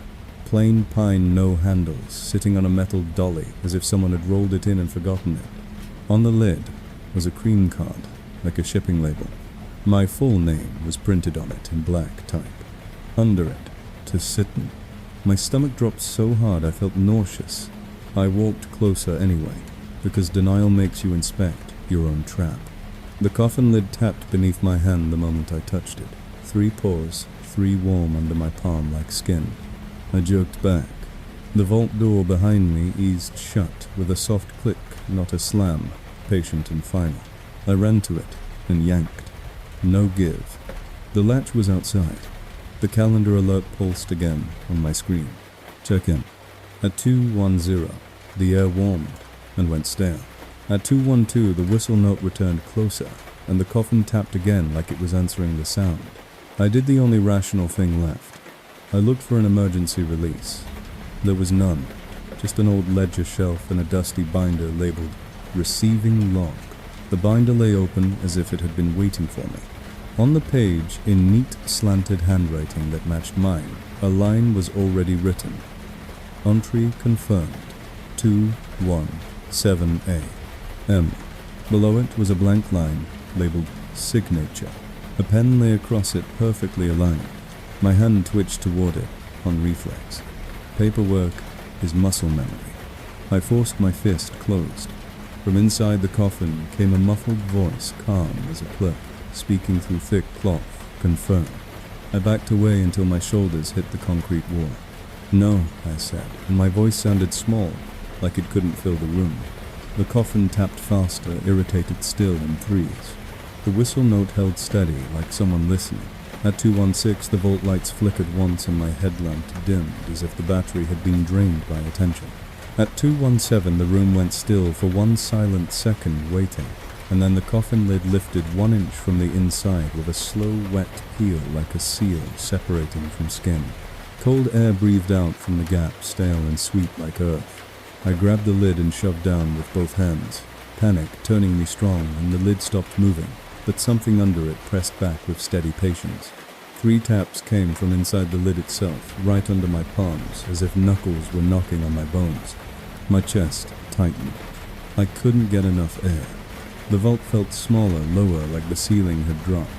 That's when I realized the trick. It didn't need me inside the coffin. It needed me to feel like I was. The fear did the burying. The silence did the soil. I forced myself to move, to break the pattern. I ran water from the floor spigot into my hands, letting it splash, cold and loud. For a moment the tapping faltered, confused by the noise. I kept the water running and shoved my wet hands against the vault door seam like I could short-circuit a lock. The door handle on the outside warmed, as if a hand rested there patient. Through the metal, the calm voice whispered my name, full and correct, as if reading it off the cream label. "You're already listed," it said. "You don't get to check out." The water stream began to drip in the same pattern. 3 drops. Pause. 3 drops. Like the vault had learned how to translate itself into plumbing. My phone screen flashed, checked in on its own. I hadn't touched it. The binder page darkened as ink bloomed, writing my signature without a pen. I screamed then, not words, just noise, because noise is the only thing that isn't a name. The coffin lid settled back down with a soft, satisfied thud. The tapping stopped. The whistle faded. At 222, the vault door clicked and opened easily from the inside, like it had never been locked at all. I stumbled out into the cold night air, shaking, and the cemetery outside looked normal. Quiet lanes, pale stones, fog lifting under dawn. Back at my van, my dashboard clock read 217, frozen, as if time had decided to keep that minute. On the passenger seat lay the cream label card with my name. The back of it was stamped in oily black, "Received." I threw it out the window. By the time I reached home, it was on my kitchen counter, perfectly dry. I drove to the yard and tried to file it as a lock failure, because equipment problems are the only Ghost's management respects. My supervisor listened, then slid a safety form across the desk and said, "Just sign that you were on site." The signature line looked too eager. I pushed it back. His pen clicked 3 times on the clipboard without him noticing, paused, then clicked 3 more, and I knew the pattern had started living in ordinary motions. The office printer whirred by itself and spit out a single sheet. Receiving log entry confirmed, 217A. M. Status. Accounted. My name sat in the header, like it had always belonged there. I tore it up, but damp black grit clung to my fingertips, and when I washed, the grit only settled deeper into the lines of my skin, like ink. That afternoon, every steady tone, TV, fridge, hum, even the shower fan, started sounding like one long whistle held too perfectly. By dusk, the follow-up event was back again, unerasable. Tonight.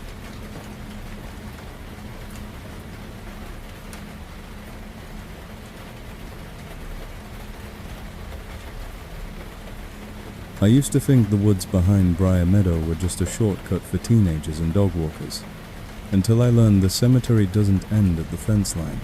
It bleeds into the trees, and it keeps a congregation there. I was doing a late volunteer shift with Marcy's Index project, but we never made it past the gate. At 1:30, Shota.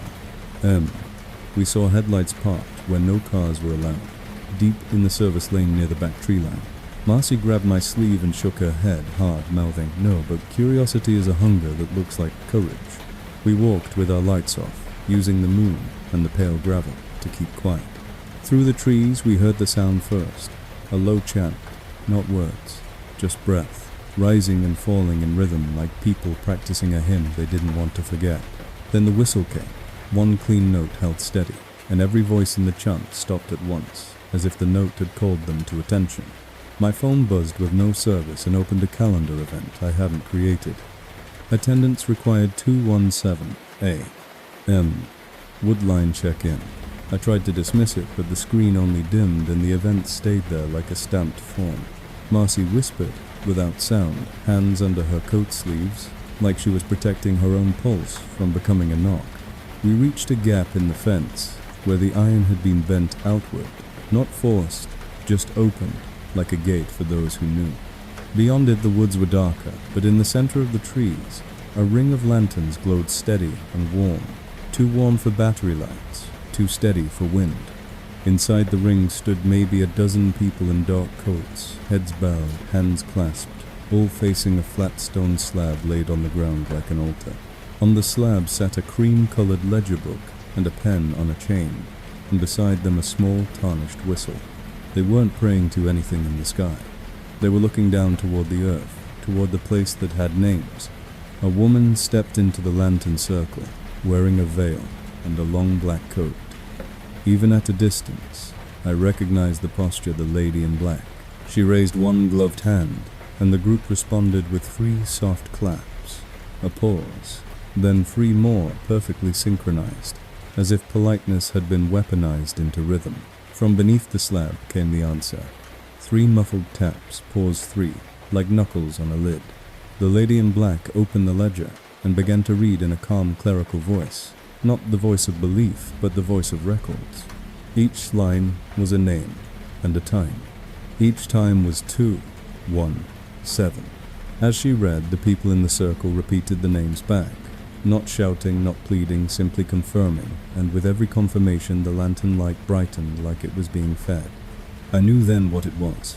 A roll call. A service. A check-in. Marcy backed away, trembling, and I followed, but a twig snapped under my shoe, loud as a gunshot, and that held silence. Every head in the circle turned toward the trees at once. The chant didn't resume. It didn't need to. The lady in black lifted the whistle and blew one clean note. My teeth ached, and my heart answered, with 3 hard beats, pause 3, as if my body recognized the ritual. She didn't point. She didn't shout. She simply spoke my full name into the woods, like it was written on paper, and the moment she did, my phone screen changed to check in the button, pulsing as if it could feel my thumb hovering. Shapes moved between trunks, not running, just repositioning, closing paths the way people close ranks. Marcy grabbed my wrist and shoved both our hands into a puddle at the edge of the path, forcing water between fingers, like a barrier. Behind us the group began to clap again. In the 3 pause, 3 rhythm, and the earth answered from under the slab, pleased and patient. In the pause between claps, a whisper slid through the trees in many voices at once. Present. My mouth filled with the urge to respond, to make myself polite, to say, here, like a student. I bit my tongue until I tasted blood and stayed silent. Marcy yanked me backward through the bent fence and slammed the iron as if sound could lock it. Outside the cemetery, streetlights felt unreal. We ran to the car and drove until the fog thinned and the city noise returned. At home, my hands still smelled faintly of lilies and wet stone, and black grit sat in the lines of my palm like ink. From the trees, the man called calm, as a reminder, see you at 217. After I got home, black grit sat in the lines of my palm like ink, and the event marked itself, checked in, even though I never touched the screen. When I tried to delete it, it reappeared as follow-up woodline. A cream program waited on my kitchen counter, blank, except for my name and present. Underneath it was Marcy's laminated rule card, soaked and smeared as if carried through dirt. Every rule was scratched out except one. Don't answer. That night, I kept every light on and refused to speak. At 216, the air went warm and stale. My sink began to drip 3 drops, pause 3. At 217, my closet knocked 3 times, paused, then 3 more. Then, from the hallway outside my door, I heard a dozen soft claps answer in perfect sync. When I looked through the peephole, the corridor was empty, but the smell of lilies and whetstones seeped under the door like fog. My phone displayed one new line of text, no sender be present. Tonight.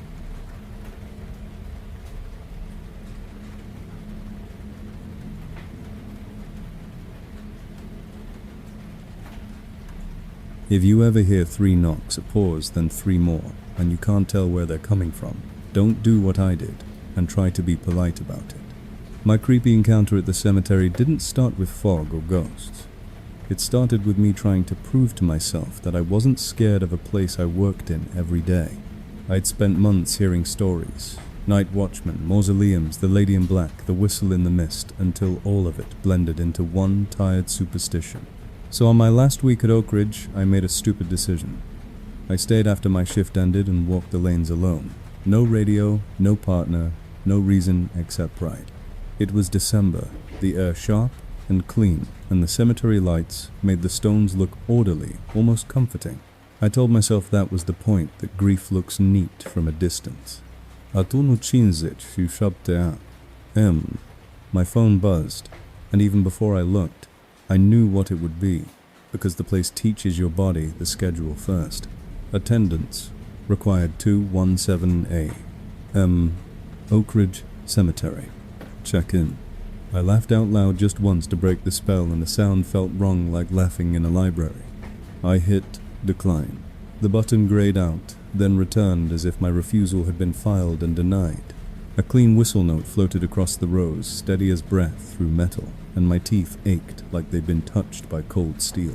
I kept walking anyway, farther than I needed to, until I reached section M, where the trees swallow the lane lights and the ground feels older than the city around it. The fog wasn't thick, just a low skin on the grass, enough to blur edges. That's where I saw the program. It lay on the path like someone had dropped it on purpose. Cream paper, simple font, no photo, no flowers. On the front was my full name spelled correctly, and underneath it, the time 217. I didn't pick it up. I didn't read it out loud. I stepped over it like it was a snake. Behind me, a soft tapping started from inside a wooden trash bin. 3 knocks a pause, 3 knocks polite, as a visitor. I froze. It wasn't loud, but it had weight, like it carried expectation in the silence between taps. I forced myself to keep moving. The tapping moved with me, jumping surfaces, the metal signpost, the stone bench, the plastic lid of a watering can. Always 3, pause 3, always patient. It wasn't chasing. It was accompanying the way a clerk walks beside you to make sure you sign the right line. My phone buzzed again. The event opened by itself. Check-in pulsed like a heartbeat. At the edge of the Victorian rows, a woman stood under a tree as if she'd been waiting since the cemetery was built. Long, black coat. Vague. Hands clasped. She didn't float. She didn't sway. She simply occupied the darkness with the confidence of someone who belonged there. The lady in black looked at me, then looked at the program on the ground, then back at me. She didn't speak at first. She let the tapping fill the pause, and my throat tightened with the urge to respond, to say something so silence wouldn't be rude. Finally, she said, calm and precise, "You've been hearing it for a while." I tried to sound brave. "I'm not signing anything," I said. Her head tilted a fraction, almost amused. "You don't need ink," she replied. "You need to be accounted for." She lifted one gloved hand and tapped the air once as if knocking on an invisible door. Immediately the ground answered. From somewhere nearby, 3 muffled taps. Pause. 3. Then the fog shifted and revealed a fresh patch of dark soil in the shape of a grave perfectly cut. Edges sharp. No marker yet. It hadn't been there a second earlier. My stomach flipped. I backed away, and my heel hit the program I'd stepped over. Paper scraped gravel. The lady in black held out her hand like she expected me to return it to her.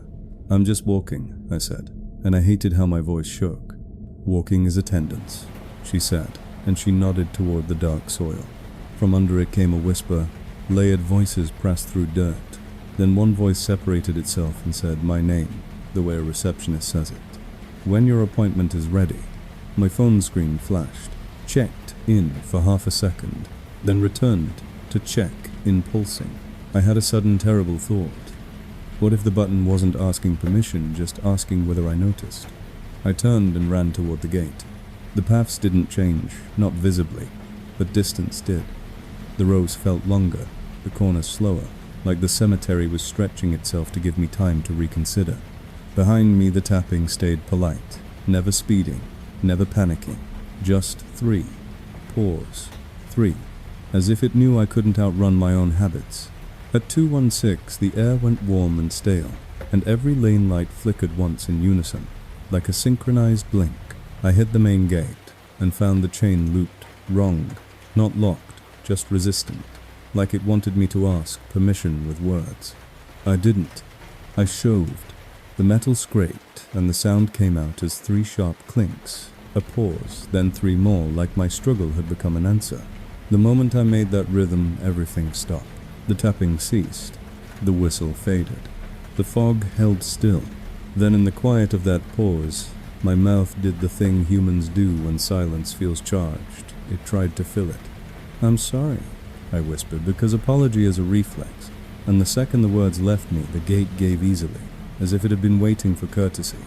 I stumbled out onto the sidewalk, gasping, and the city noise hit me like relief. I thought it was over. That was my mistake.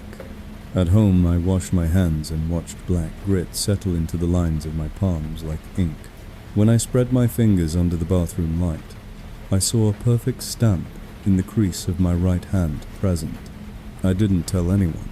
I quit the job 2 days later and moved states within a month, the way people run from bad weather, even when the forecast is inside them. For a while, it worked. I slept. My phone stayed quiet. The world went back to being predictable. Then I started recording these stories for a little channel just to make rent, just to keep my voice busy. I told myself the cemetery couldn't follow audio. I told myself a recording wasn't a name spoken to a place, just sound in a room. On the night I posted my first video, the upload finished at 2:16 a.m. At 2:17, my studio closet door clicked once, and 3 polite taps sounded from inside the wood. Pause. 3 more. My phone opened a new event without my touch. Live attendance. 2:17 a.m. Location. Your voice. Check in. On my desk, beside the microphone, lay a cream program I hadn't printed.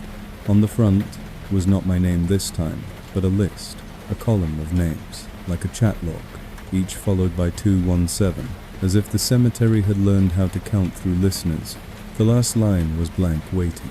In the silence after the knocking, my speakers played one clean whistle. Note held steady as breath, and I realized the real horror wasn't that the cemetery could trap you inside stone. It was that once it learned your timing, it could turn anything into a door, a closet, a phone screen, a microphone, a pause. So if you're listening and you think this is just another scary story, check your clock. If it says 2:16, don't fill the next minute with politeness. And if you hear 3 knocks of pause, then 3 more, don't answer like I did. Because somewhere a ledger is open, and the line beneath my name is still waiting for yours. Always. Tonight.